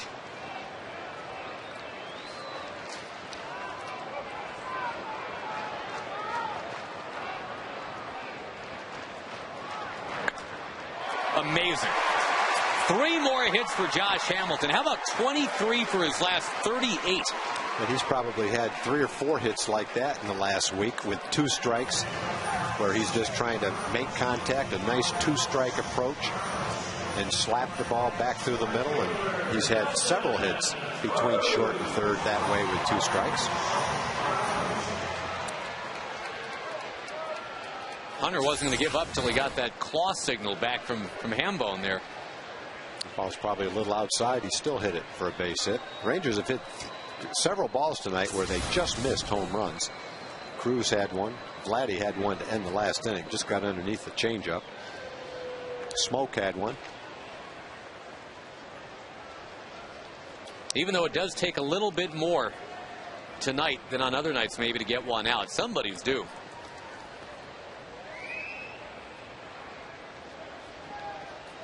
Too many home run hitters in this lineup. Strike called by Joe West.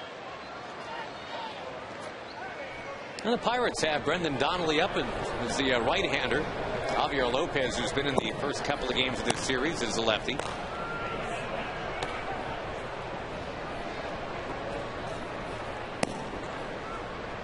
.78 pitches for Karstens. That's not a lot at all. 58 of those 78 tag have been strikes. Yeah, he's pitched a nice game so far. No walks, 4 strikeouts. He only walked 14 guys this year. The last time out, he built a nice little lead, and then Russ Branyan hit a 3-run homer off him. And that chased him right around this time of the game.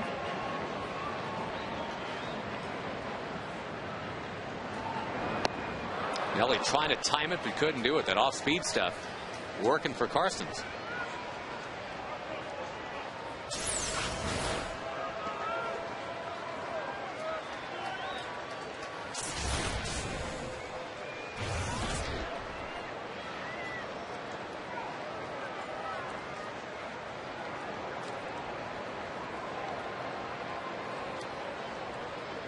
On 0-2, a toss over to keep Hamilton close. Pirates have lost 13 straight on the road, but they are up tonight 5-3.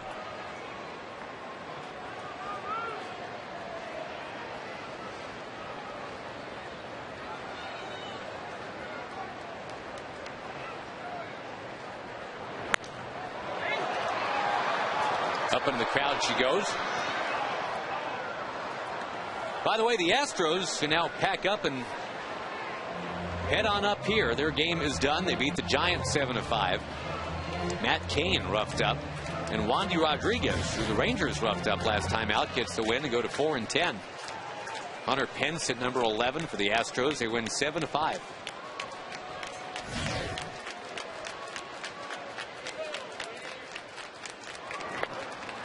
Another off-speed pitch, and again heading foul. Not seeing Carson's challenge with fastballs. The likes of Hamilton and Cruz a real lot.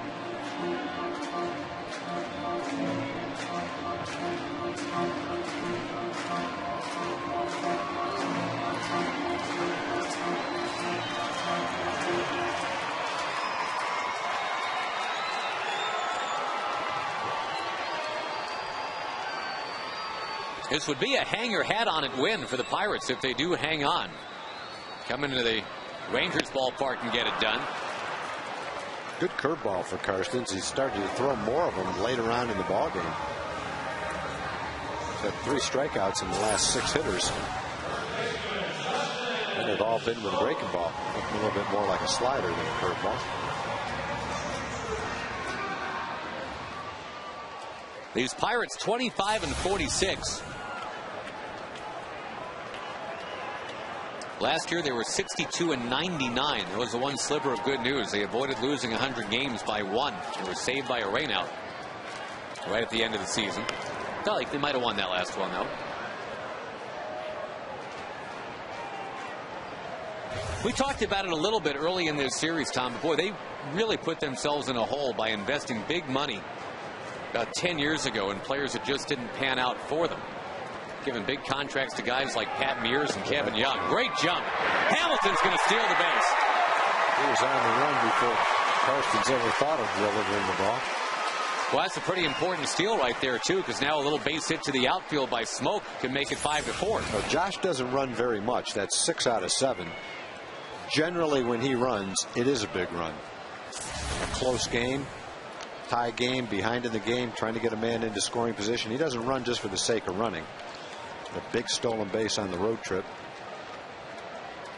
And now he's in scoring position to score on a single right here to make it a 1-run game.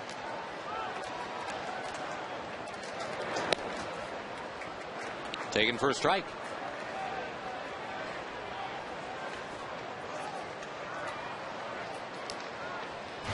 Justin's pretty fired up about the College World Series. His South Carolina Gamecocks still very much alive, taking on Oklahoma tonight.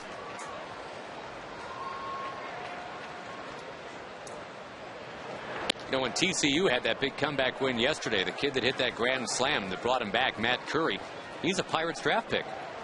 16th rounder earlier this month.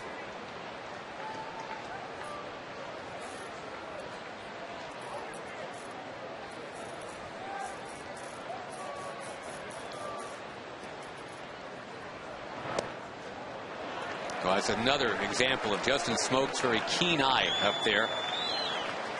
Not going to get himself out, swinging at a borderline 2-1 pitch. Now it's 3-1.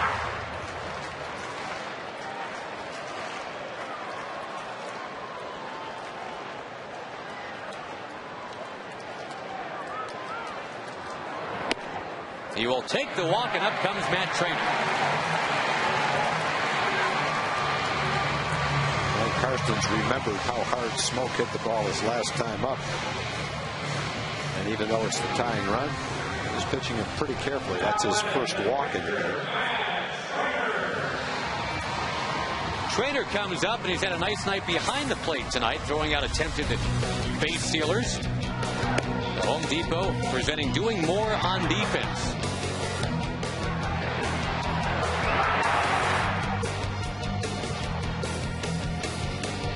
Fantastic pickup for the Rangers. And now John Russell on his way out. Trainer's going to have to wait as they will make that call to the bullpen.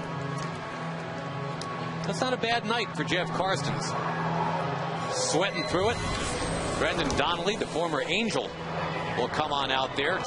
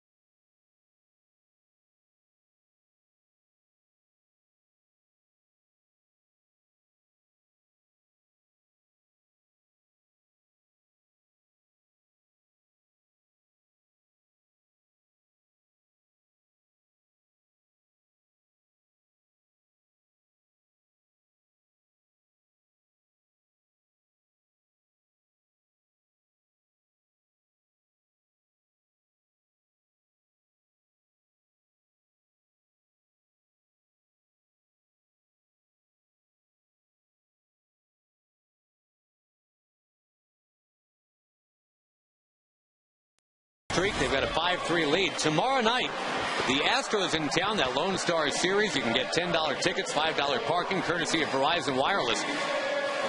And the game will be followed by that fantastic post-game fireworks show. Michael Jackson music will accompany it. Go to TexasRangers.com to get your tickets. Enter Verizon as the coupon code to get it done. Rangers have the tying man on. The go-ahead man at the plate, Matt Trainer, will be batting against Brendan Donnelly, who was with the Rangers right till the almost the very end of spring training last year.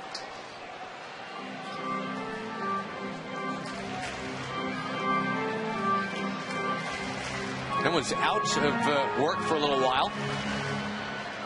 And as it turned out, when he hooked on with the Florida Marlins, he actually had a really nice year. ERA of 1.78 a year ago.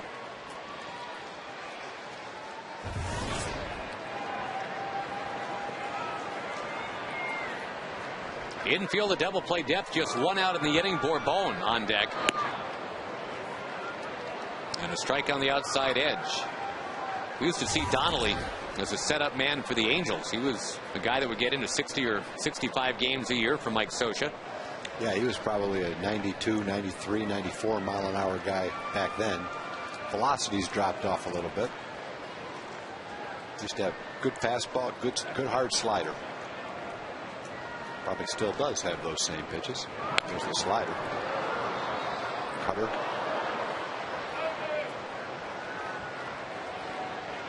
Donnelly born in Washington, D.C., but grew up a little bit north of Albuquerque in New Mexico, as opposed to the Albuquerque in Vermont. Come on, Lewin. 2 strikes to count to Trainer. He dropped a base hit into left field his last time up.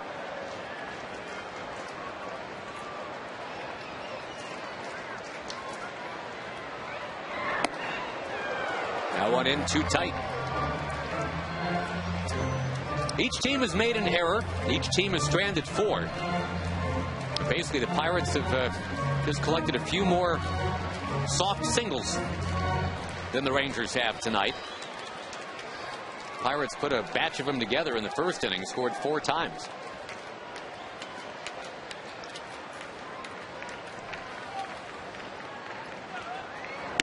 Trainer with a rip is down on strikes. It'll leave the inning to Bourbon.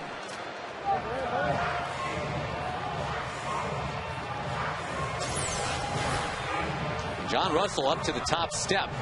Still has the lefty Lopez in the bullpen, and I think he's going to go get him. We should mention Bourbon has started hitting lefties pretty well during this hot streak that he's been on. I'm sure Russell knows that, but he likes his lefty, Lopez. It's a 1-batter night for Brendan Donnelly. And for the 3rd time in this series, we will see the lefty Lopez. It is a 5-3 lead for the Pirates, and we're back right after this.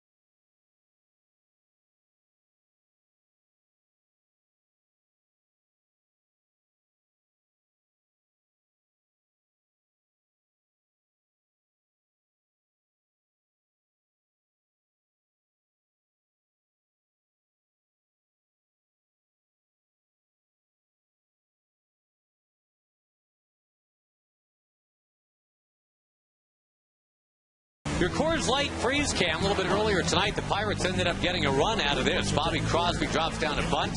Kinsler goes to cover. First base umpire Dan Bellino says that Kinsler was not on the bag. Kinsler could not believe the call. I could see how the umpire would make that call because Ian's foot came down on the side of the bag. Now, from Ian's point of view, even though he didn't step down on the bag, it looked like he stepped on the side of the bag and then moved his foot toward the side of the bag, touched it with the inside of his foot. But the umpire didn't see that. Lopez to face Bourbon with 2 on, 2 out. Lopez, who's been with the Rockies, the Diamondbacks, and then really broke through with the Boston Red Sox in 07 and 08.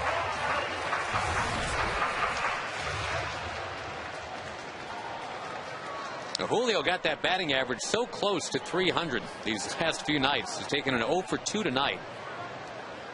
Now idles in the mid-290s.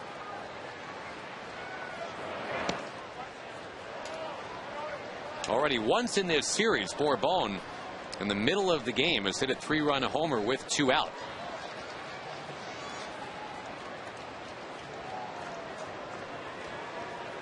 That was against Ross Ohlendorf. Here are the numbers on Lopez.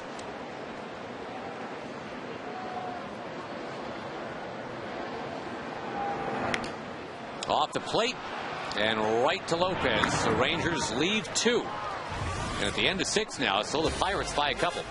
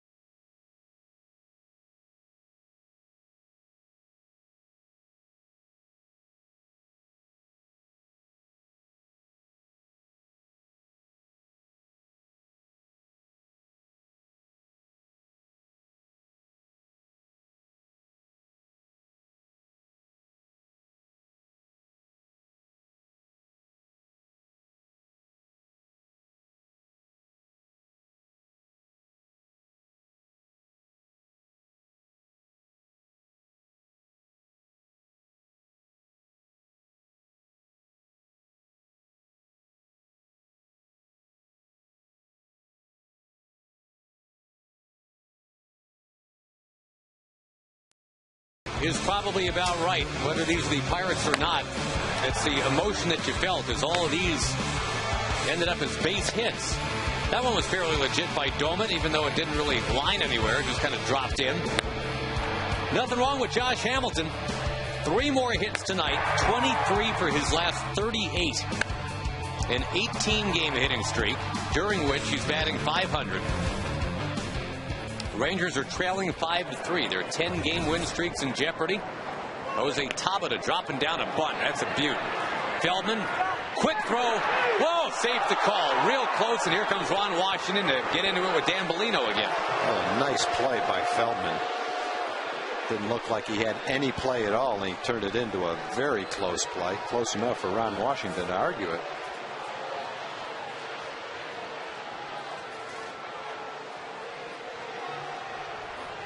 Now, one of those bang-bang calls. Washington did not think it was made correctly.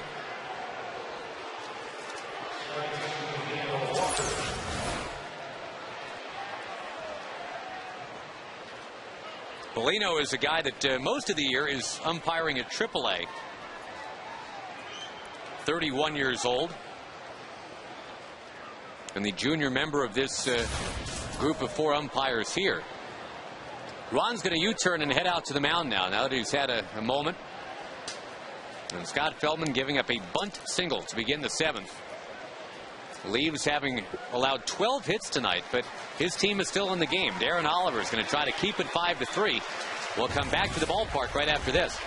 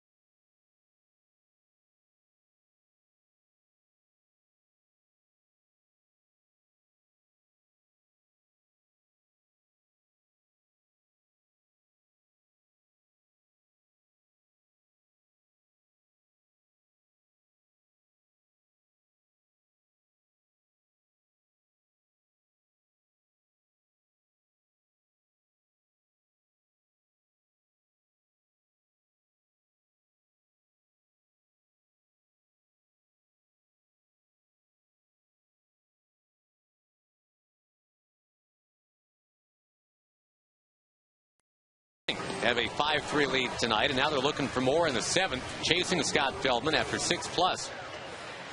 The automatic Darren Oliver comes on out there now. The ERA is down to 135. And if you go back and look at what he did the last few years with the Angels, I mean, there were certainly no signs that he was slowing down, but 135, that's about half of what he was doing even in those really good years with the Angels. Yeah, well, you double that ERA to 270, and you're still talking about a guy that's got a great season. Right, and that's exactly what he was last year. 2.7, got into 63 games, was 5-1, only 22 walks, 65 strikeouts, and that was at 38. Now he's 39. He'll be 40 during the first week of the playoffs. Rangers hope to be participants. To first base, and Smoke has got it. There's one. There's two. Double play. Thank you, Darren Oliver.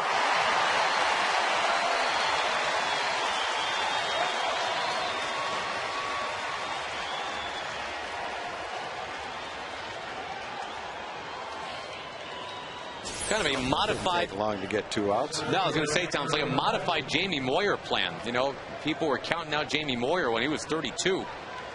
Now he's 47 and still getting it done. D.O. at 39, turning 40, getting better and better.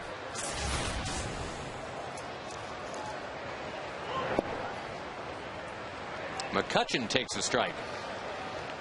Last night, Ogando pitched 3 innings and 25 pitches. That's probably as economical as any pitcher's been all year. Everyone's got a chance to get 3 outs and 4 or 5 pitches right here. And the Rangers will have the top of the order up in the bottom of the 7th inning against that Pirate bullpen.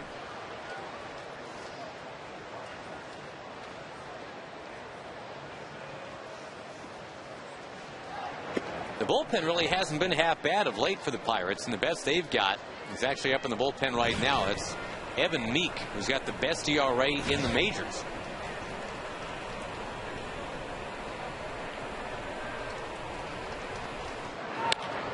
To left field. Boy, Darren Oliver is just fun to watch. Just looks so easy. At the stretch here at the ballpark, the Pirates by 2.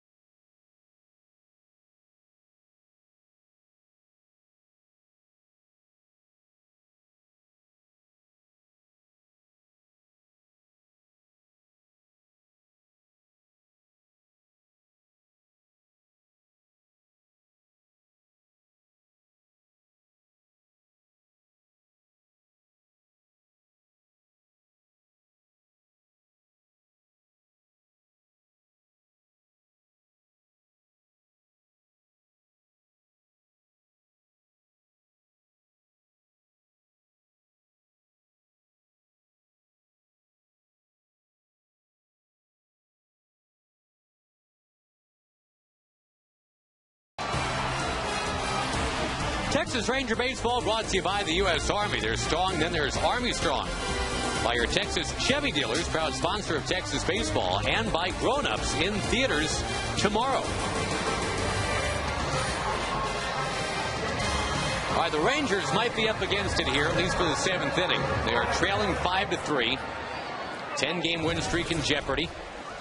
They've got to face a guy with a 0.66 ERA. That's the best of anybody in baseball with more than 5 appearances right now, believe it or not. 24 hits allowed in 41 innings. And he shall inherit the earth at some point, which is pretty good. 167 opponent's batting average, only 1 home run. However, the Rangers have Andrus, Young, and Kinsler coming up. Top third of the order to set it up for Vlad Guerrero and the off-the-charts hot Josh Hamilton.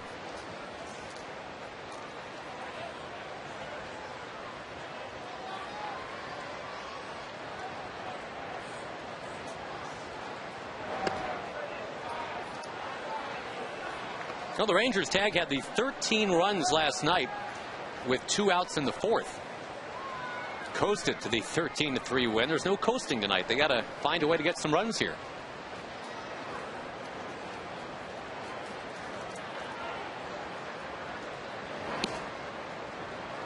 Ooh, strike called. 1-2.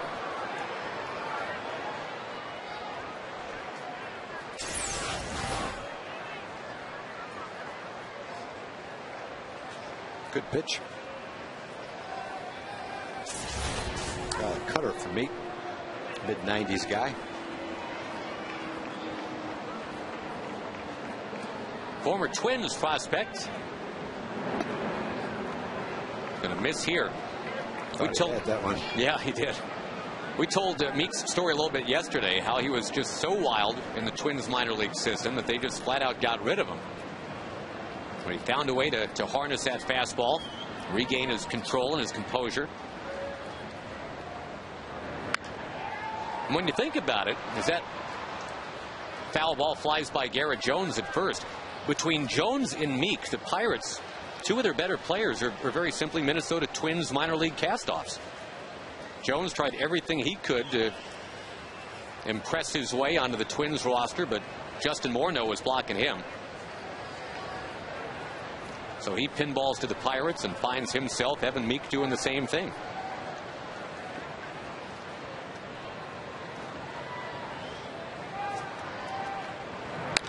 Andrus, right field, down for a base hit. Nice hitting right there. You got one of the tougher guys in baseball halfway through the season to hit. Throwing sinkers and a little cutter in the mid-90s, and it with 2 strikes. Good job right there by Elvis, driving that ball to right field. Get the leadoff guy on.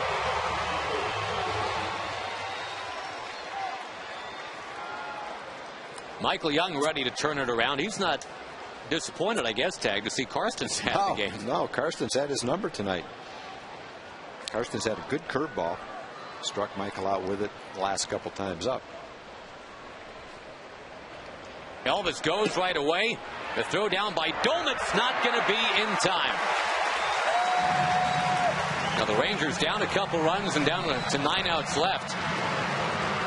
Well, you take what they'll give you, and if they'll give you the base, you'll take it. Stay out of the double play. Don't have to get both runs here in this inning, but it'd be nice to get one of them. Yep. Man on second, top of the order up there, nobody out. I'd like to think the Rangers can move him around and score him. 20 steals for Elvis now. And did you notice, by the way, that just as John Daniels had to put the bleach in his hair, Elvis took it out of his own? Huh. I don't know if that was part of the deal or if he just did that, but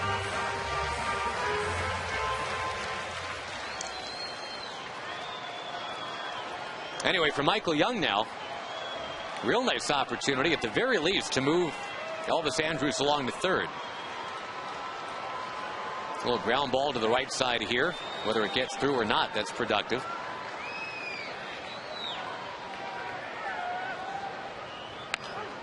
Trying to go to right field.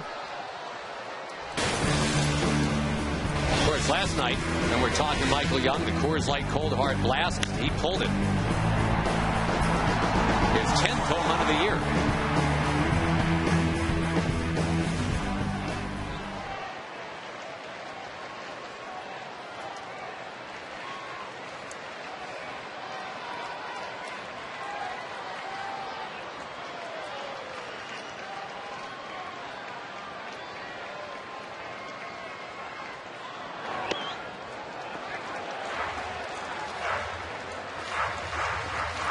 The Rangers spotted those Pirates a 4-run top of the first. Texas has actually outscored Pittsburgh 3-1 since then.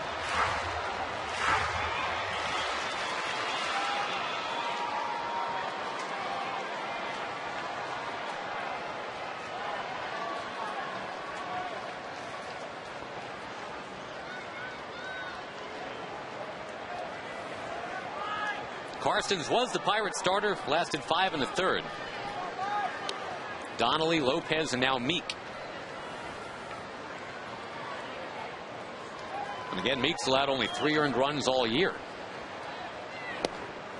They miss outside 2-2. You can see he's a hard thrower.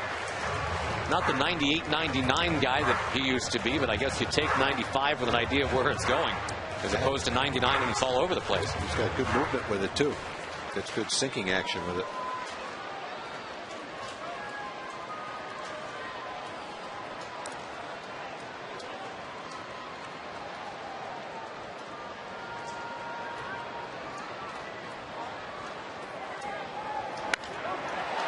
To right field and heading right towards the line. That is going to be a fair ball. Dan Bellino called that one in favor of the Rangers. Young speeds to third, is held up there. Andrus is in to make it 5-4. And there's the triple that he would have had for the cycle last night. Looked like Millage should have caught that ball. Didn't really take a good route to the ball. Maybe we'll get another look at it. He had trouble with Hamilton's double earlier in the ball game to right center field. Looked like he misjudged it. Got caught up against the wall in that little nook out there at the 377 mark. This ball sliced down the line, and it looked like he circled after the ball, and maybe a straighter line to the ball might have served him well. But once he missed it, the Rangers are in pretty good shape right here. Nobody out, man on third, chance to tie the ball game.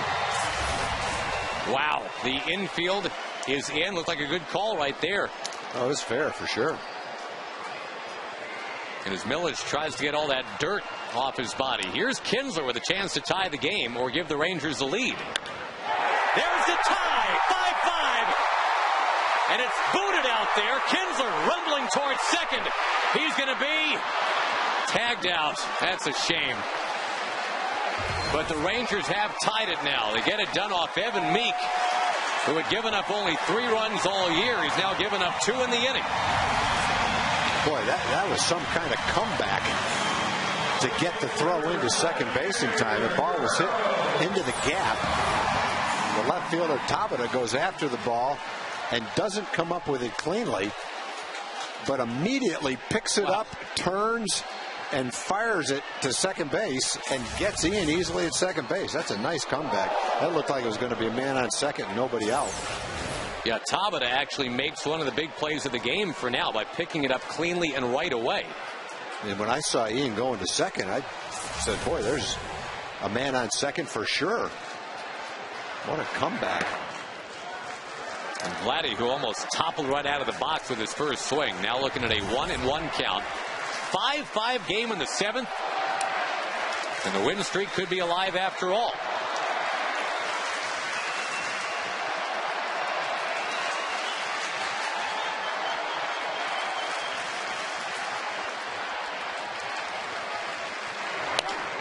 Slow roller, Meek has got it.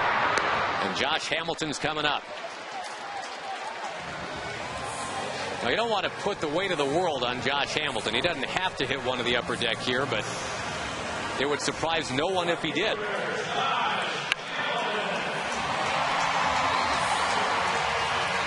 Again, 23 for his last 38. 3 for 3 tonight. He didn't think he could get much hotter than he was in Houston, but somehow he's actually done that.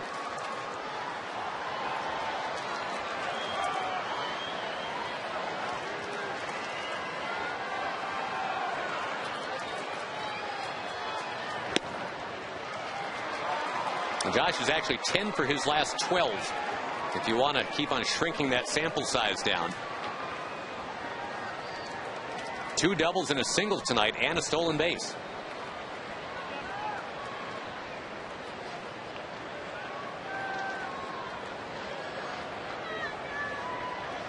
Hey, by the way, with Michael Young's triple, the one that got by Millage, he is now the all-time franchise leader. Got past Ruben Sierra with that one. That one seemed to be a matter of time, as Michael came into the season 1 behind Ruben, and now he's 1 ahead of him. That came at a big moment, too.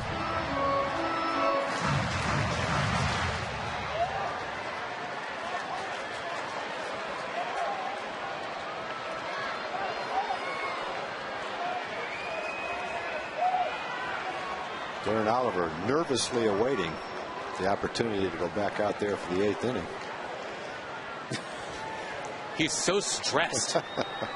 Relax, Darren.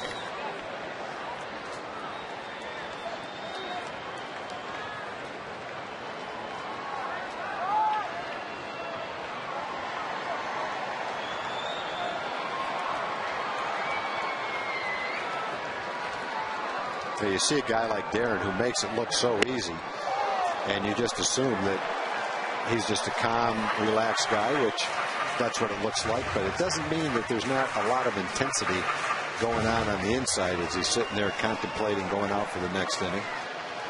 You can't just go out there and flip the ball up there in a relaxed way and have the kind of success he's having. There's a lot of fire inside as he's navigating through the lineups. Hamilton clubs one up into the crowd.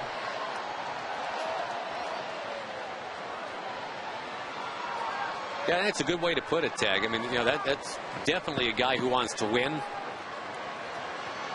And yes, a fierce competitor, but on the outside, that is a very calm demeanor. Yeah, some guys you can see their emotions, and some guys you can't.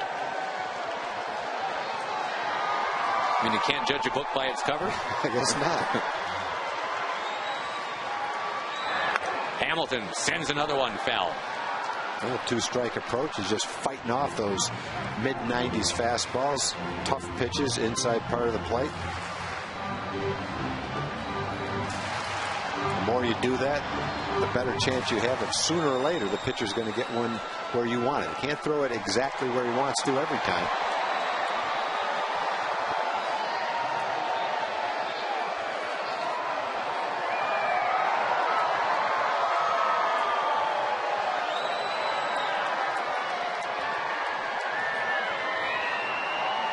With 2 out, the 2-2 pitch from Evan Meek. On the ground to short, Crosby's got it. And the first time that Hamilton's made an out tonight. The Rangers tie this game. They get 2 in the 7th. It is 5-5.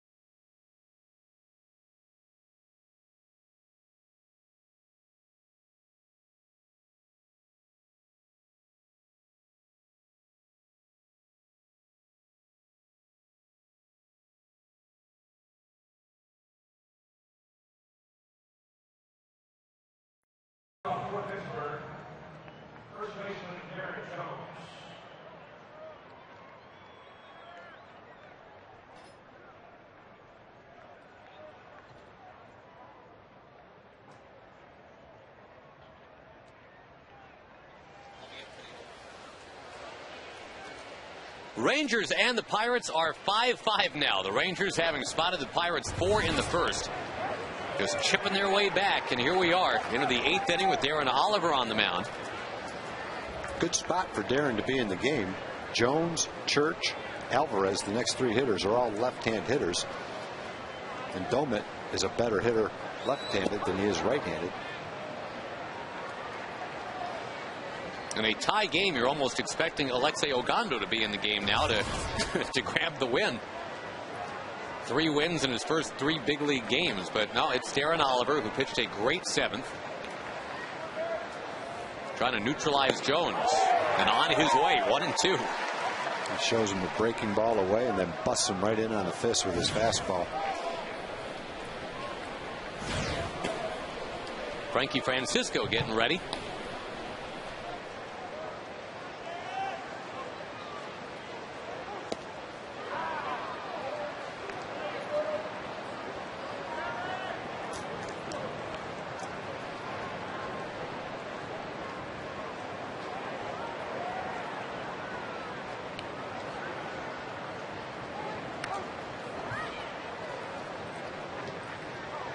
.22 hits in this game. The Pirates have 12 of them.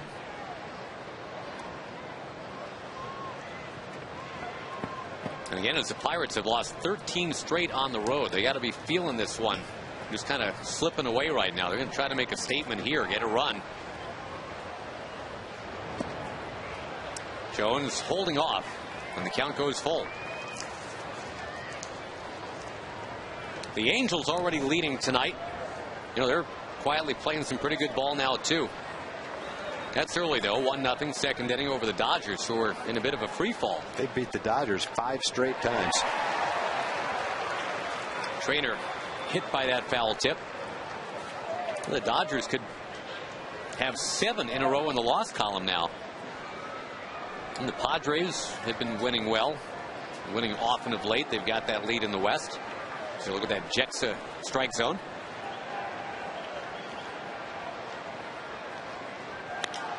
Got him to pop it up. Nicely done. Darren Oliver never did give in. Josh Hamilton makes the catch, and we go to Jim Knox. All right, Josh, time for the progressive fan of the game. Could it be? No.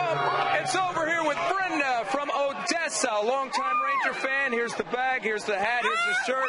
Your favorite player, of course. Josh Hamilton! All right, you told everybody back in Odessa? That I was going to be the fan of the game today. Well, congratulations. I told everybody. Congratulations, Tag. Oh, yeah, congratulations to Tag. Way to go. All right, Brenda. Congratulations to you. That is the fan of the game right there. If you do say so yourself. Yes.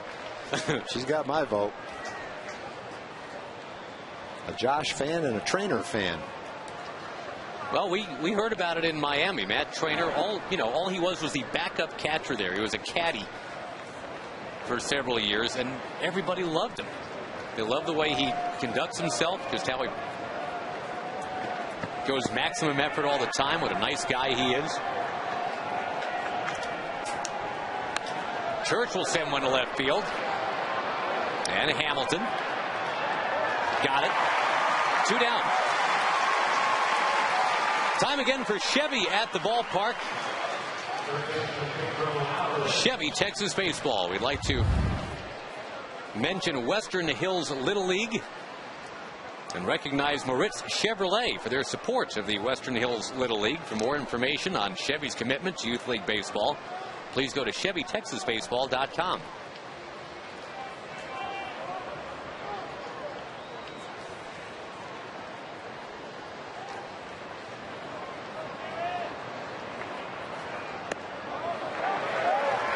Darren's thrown 17 pitches and gotten 5 outs and a strike on Alvarez right here. Pitched 2 innings in the first game.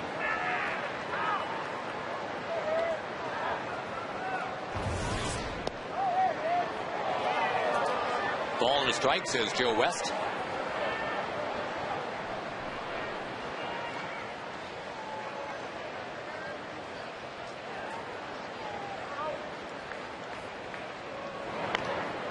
Check swing, is that? No, foul. Trainer was hoping it would spin out in front of the plate and get a play on Alvarez there. Well, the Rangers will have Nelly Cruz to lead it off in the bottom of the 8th inning. Tied now 5-5.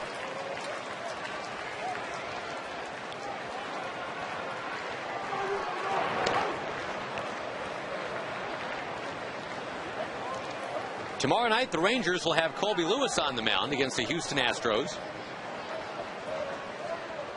7:05 first pitch with fireworks after the game.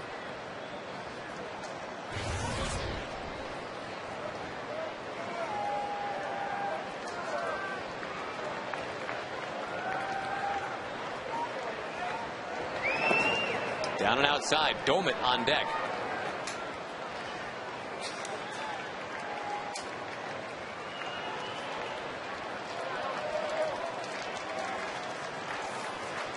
Oliver's only at 21 pitches and is almost through 2 innings. And now he is through 2 innings with a strikeout of Pedro Alvarez. We go to the bottom of the 8th. The Rangers looking for their first lead of the night.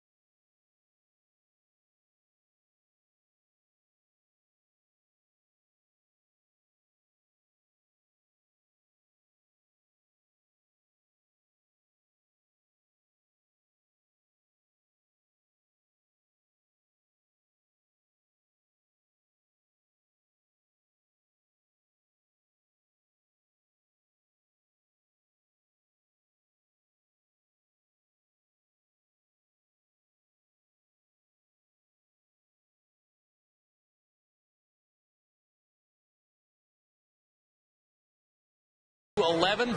Got a roster full of potential All-Stars, and you can help get the Rangers represented. Be sure to vote up to 25 times at TexasRangers.com. Send your favorite Rangers to the All-Star game in Anaheim. Nelson Cruz right at the cusp of being among the outfield leaders.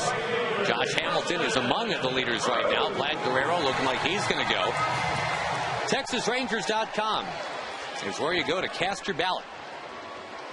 Another 3-hit night for Josh tonight. New pitcher for Pittsburgh to tell you about. That's the hard-throwing Joel Hanrahan. Yeah, good numbers for Hanrahan. We saw him last night. 30 innings, 46 strikeouts. 211 opponent's batting average. Good arm.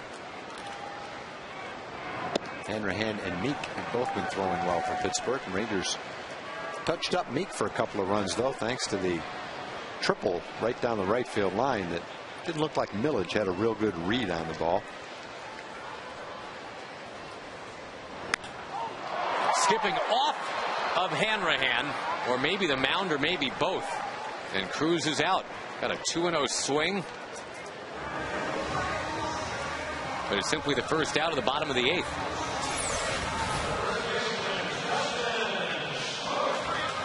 Hit something.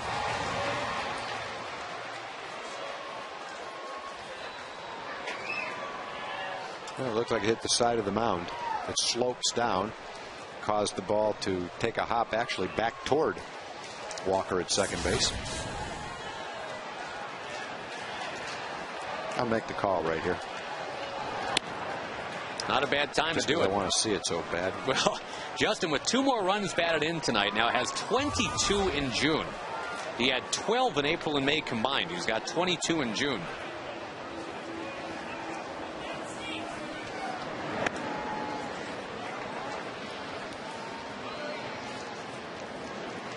After Smoke, it's Trainer and Bourbon as the Rangers look for their first lead all night.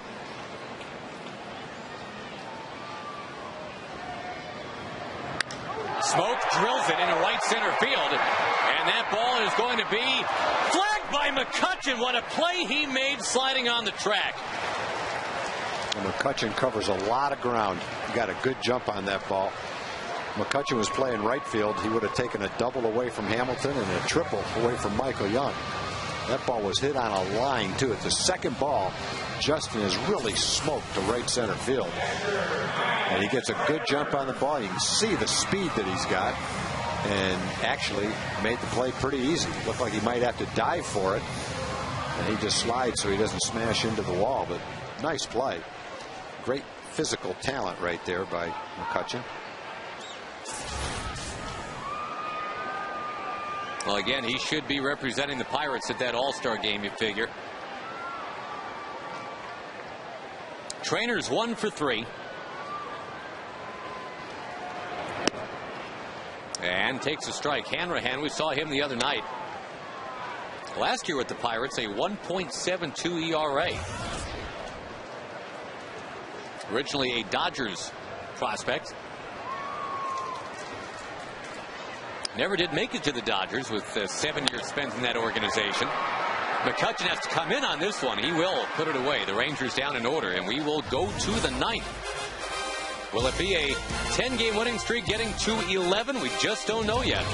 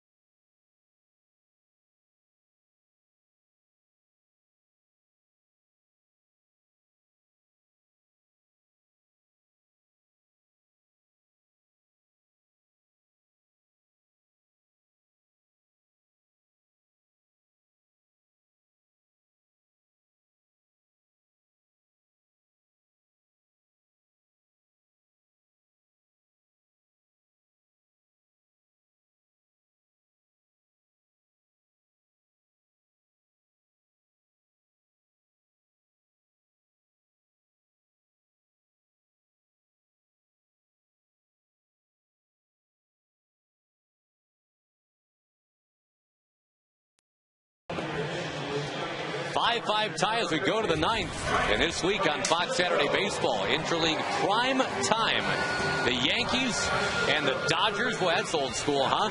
Historic rivals getting it together. Fox Saturday Baseball presented by Chevrolet returning this week at 6 Central. Check it out on Fox. That's why the Rangers have the day game playing on Fox Sports Southwest instead. And clear the decks for the Yankees and the Dodgers on the network on Saturday night. Frankie Francisco had the very difficult first week of the season, and really since then, Tom, it's been a really nice season for Frankie. Yeah, Frankie just wasn't himself, and that's pretty much what Ron Washington said. I want the real Frankie back. And since that time, he pretty much has been the real Frankie. His fastball, he's had much better command with it, a little bit better velocity, but that really wasn't the issue early. It was command. And he's been working his splitter and his curveball pretty well. and actually has been throwing just like he did as a closer. Just that Felice has stepped in and been very good as a closer, which has made Frankie a very good setup man. Domit is going to drill one into right center field. Bourbon is going to make that catch right up near the Snapple sign, and if McCutchen can take one away from Smoke, then, well, yeah, I guess it's only fair Bourbon can take one away from Domit. Well, Bourbon's got similar kind of speed, and he ran that down a little bit more in right center than the one McCutchen got. But a hard hit ball by Domit. Last night there was a ball similar to that they looked like they almost got in each other's way,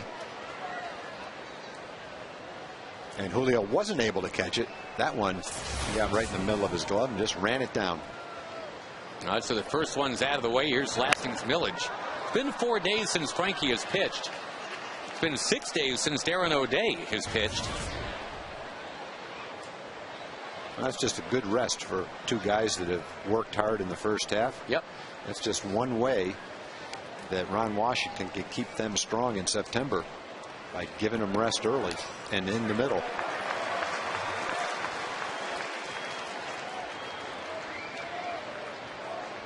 Frankie almost has the lead now for strikeouts among American League relievers. Needs one more. You got a shot at it right here.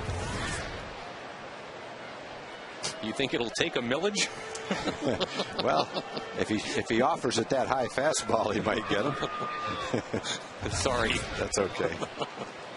The 1-2 pitch. He got him. And 2 outs in the top of the 9th. Bobby Crosby coming up next. And Frankie, instead of the high fastball, went to the overhand curveball. And Millage swung on top of that ball. 2 up, 2 down. Bullpen doing it again. Darren faced 5 hitters, got 6 outs. Frankie's had 2 up, 2 down. Michael Young guards that line at third. Crosby laces one to left. Hamilton back. Hamilton couldn't hold it. And now slips. Crosby's on his way to second base. And now Frankie's got to do some fancy stepping here. If he gives up a base hit to Tabata, the Pirates will take the lead. There's a couple of hard hit balls in the inning. Domit's ball was run down by Bourbon in right center field, and Josh on one of those smashes hit directly over his head. Got a good jump on it and just couldn't hold it in his glove. Almost made a nice play. Got a glove on it, just didn't keep it in the glove.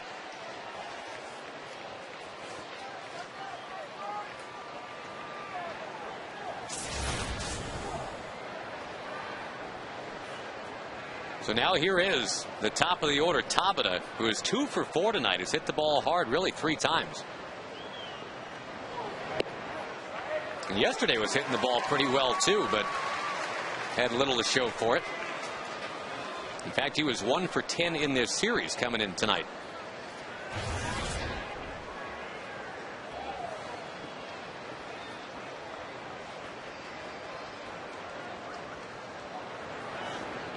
Go-ahead man at second base here. Crosby has really come on.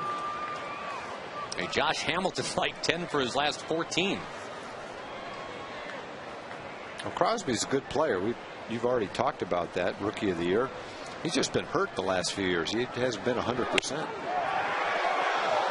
A little bit in, says Joe West. 1-1. Now Crosby's been a real tough out this whole series. Check that last one. A little bit inside. Good try, though, trying to get the ball in on him. First one was right down the middle of the plate for a strike. Be careful of that location.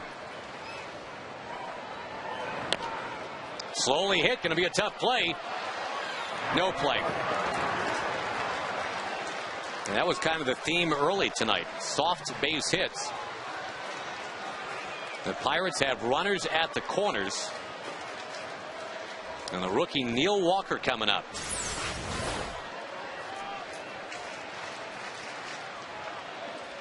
Well, that's too bad. You get the ground ball, but not a lot Elvis could do here. That was a good curveball. He just hit on top of it, beat it right into the ground.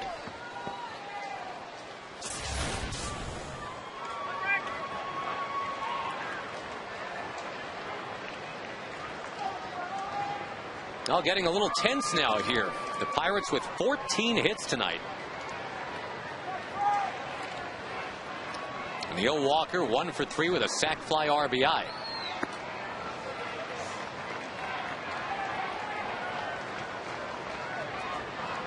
Frankie had thrown 8 out of 10 strikes before that one, way up and outside to Walker.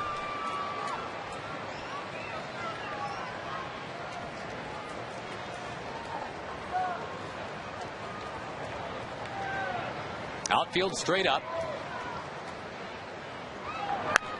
Pegged into the crowd. Crowd of just under 20,000 tonight.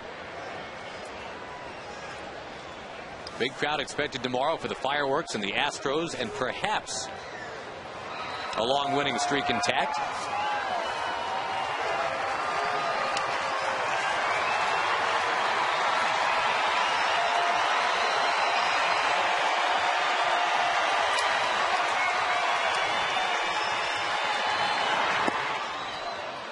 Trainer down to get it, and the count 2-1.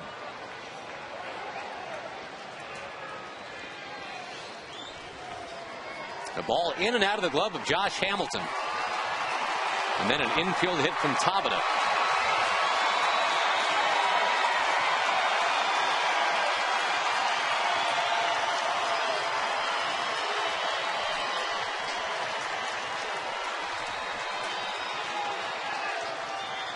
Frank Francisco brings it, and there's a fly ball left center field. Bourbon hightails his way towards it.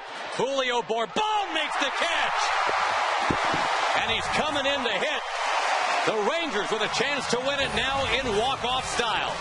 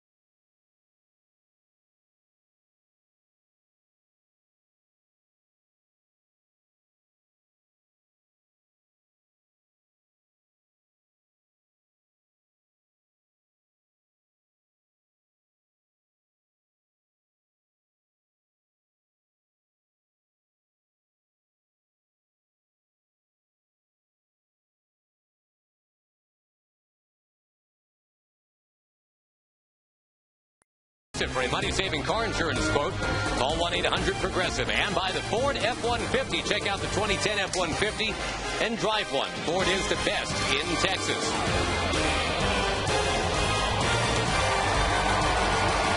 Boy, Julio Bourbon covered a lot of ground in the top of that ninth inning. Now will bat to lead off the bottom of the inning. He has range that way. And as we found out about 15 pitches later, he's got range that way. Well, we've talked a lot about Julio's resurgence as a hitter, but maybe the most dramatic improvement in his game from when he first set foot on a big league field to the present has been his improvement defensively, and that's a credit to how hard he's worked with Gary Pettis. They work every single day on some facet of outfield play, whether it's his throwing. There's a bunt back to Steven Jackson just into the game. That's too bad. Bourbon trying to get on and get around and in, but he's quickly out. Or whether it's his outfield play, ground balls, fly balls, and he's gotten a lot better defensively in just a short period of time. Just up from AAA today, Steven Jackson. He got into 40 games with the Pirates a year ago. Had an ERA of around 3, not too bad.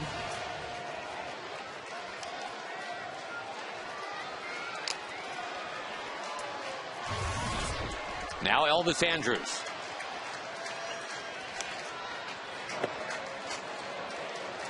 And again, the Rangers have to face a guy that they have not faced before.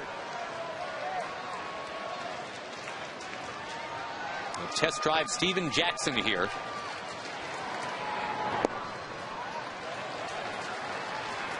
Been a while for a walk-off win for the Rangers. They've been winning comfortably of late. This one is 5-5 in the ninth. The Pirates hit the ball hard last inning off Frankie. A couple of long outs and a line shot double.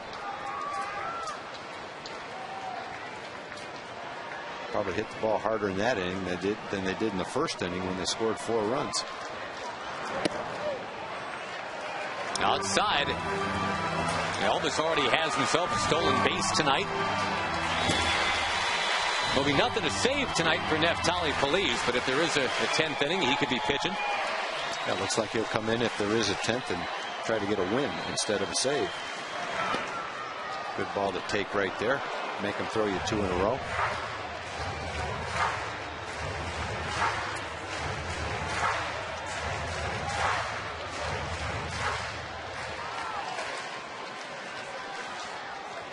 Three-2 from Jackson. He's down and outside. The winning run is on. That's the benefit of a patient hitter who's willing to take a 2-1 pitch. 2-1 pitch was a good pitch to hit. But even if you swing at the 3-1 pitch and put it in play, your chances are probably 60% that you're going to make it out. At least that. But if you take it, you've got a similar chance to get a base hit 3-2, and he might throw you ball 4. That's what happened. Well, you got some guys who are well versed in how to win a ball game right now. If not Michael Young, then Ian Kinsler. If not Kinsler, then Guerrero. Nice size lead for Elvis at first.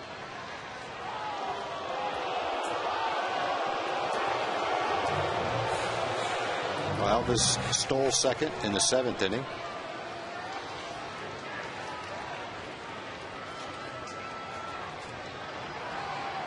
He is now 20 for 29. The 9 caught stealings. That's the most in the AL, but I love the fact that he's already been safe 20 times. He's thinking about it here. Josh stole second in the 6th inning. And you can't blame Jackson for keeping him close. Heck, the game's on the line. It's a winning run right there. The Pirates so desperate to get out of here with 1 win. They've lost 13 straight on the road. They were in such a great position tonight, up 4-0 in the first. Pitching out, but they guessed wrong. Elvis wasn't going. Wasn't a real good pitch out. Domet would have had a hard time throwing that if he was going. When the catcher steps out for a pitch out, you want the ball delivered about shoulder high. This is down a little bit lower. Not a perfect pitch to catch and throw on when you're expecting it to be a little bit higher than that.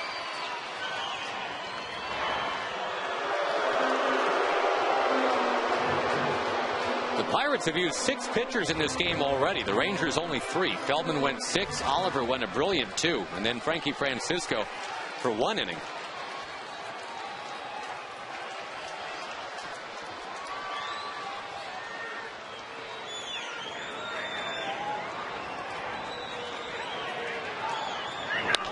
Swept towards the left side. Base hit for Michael Young.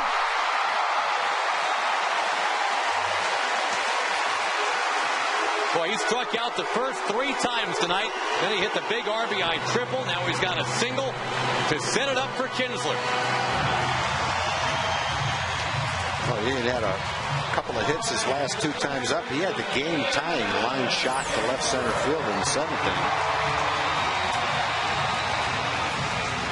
Finds a hole on that sinker ball. Well, and a huge play in this game off of that game-tying single when he tried to take second when the ball was kicked in left field. Tabata made a fantastic recovery to get a surprised Kinsler at second base. If Tabata doesn't make that clean pickup out there, the Rangers probably do some more damage in that inning.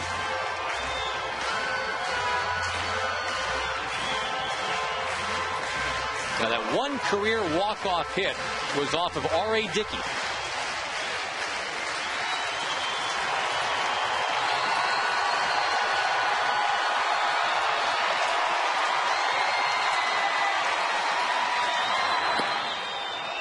Taken for strike one. Guerrero on deck.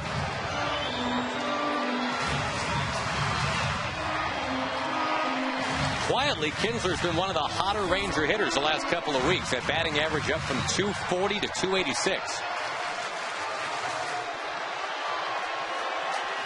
He's got 2 hits tonight.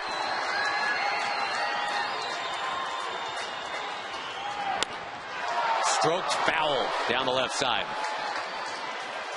Well, you got to do some 2-strike hitting right here. No balls and 2 strikes. We've seen much in the way of a breaking ball yet from Jackson. Mostly 3/4 sinkers. And that's not a bad pitch to throw in this situation. Trying to get a ground ball, get a double play if you're the Pirates.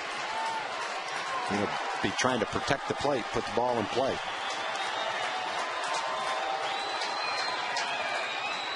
Winning run at second is Elvis Andrews. Takes a big lead. Now goes scrambling back. It's 1-2.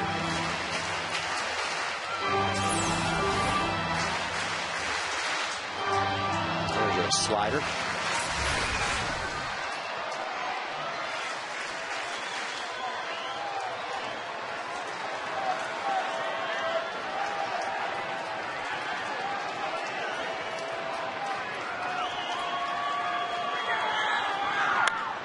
Kinsler sends it towards center.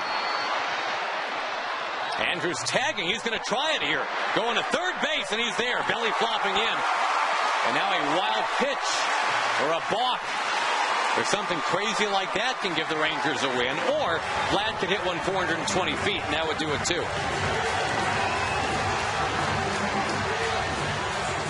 Joe Kerrigan comes out to talk to Jackson, whose day started in Indianapolis today.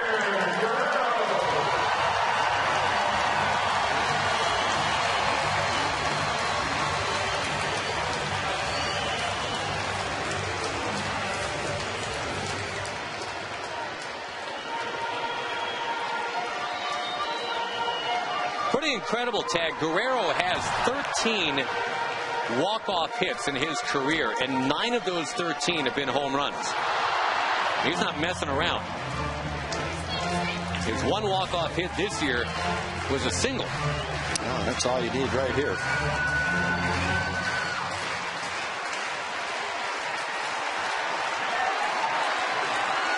Andrews the runner at third. I just don't like it, but that was a changeup. If the Rangers just play past the baton here, the guy next up is Josh Hamilton. Pirates have a left-hander warming up in the bullpen. I think that's Justin Thomas, just called up. High pop-up. Will it stay in play? It will not.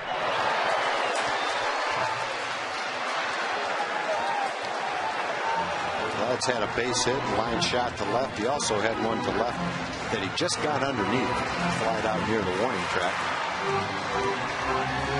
We've seen a couple of pitches from Jackson. If he's zeroed in a little bit right now. Hoping that Ranger fan gets to use that broom.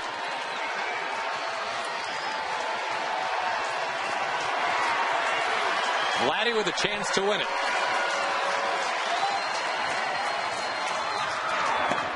You will take strike 2. Dropped a changeup in there, high changeup. That'd be a bad choice for the second pitch for the pitch right after. Another high changeup. I don't think Vladdy's going to take it.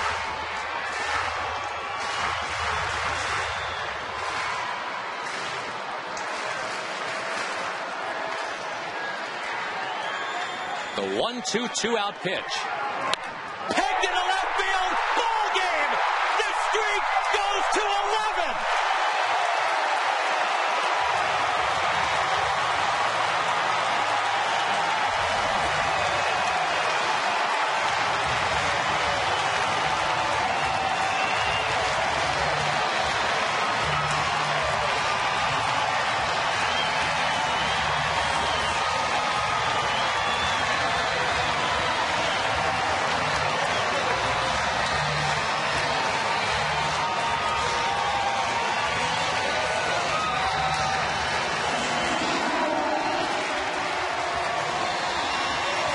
The first lead of the game is right now.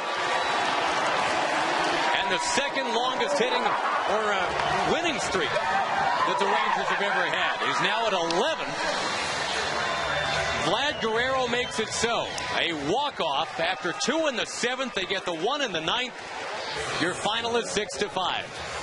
Well, that was a good win. You drop down 4-0 early in the game. Then it's 5-1, 5-3. Score a couple late to tie it. Get some men on. And then a little cutter down and away. Not a terrible pitch, but to Vladdy, anything's a good pitch to hit. And that's not just a single. That's a rope to left field for his 14th game-winning hit. Elvis flies across the plate, and Vladdy is mobbed at first base. Elvis took the streaks out of his hair. But the streak that really matters is intact. You can spin the odometer to 11 now. And they dogpile on Vladdy.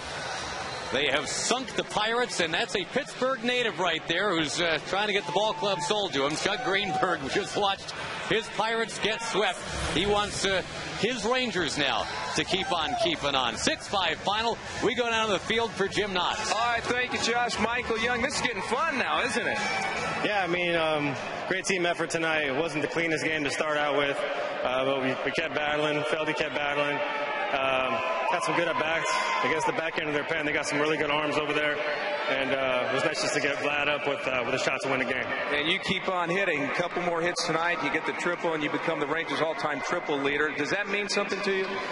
It'll mean something a little later in my career. Right now, I think we're all focused on more important things, just trying to get this team in the postseason. All right. Also, now you got Astros coming in. Interleague play continues tomorrow. You swept them last year. You think last week you can keep this thing going? We just want to make sure we keep playing hard. The only thing we're focusing on is our effort. I'm proud of this team. We play hard every night. It's great having our fans here going crazy. Hopefully just the start of things. All right, Mike, congratulations. A big night. 11 in a row for those Rangers. Back to you. Vlad Guerrero makes it so. A very happy once. The Rangers take it 6-5.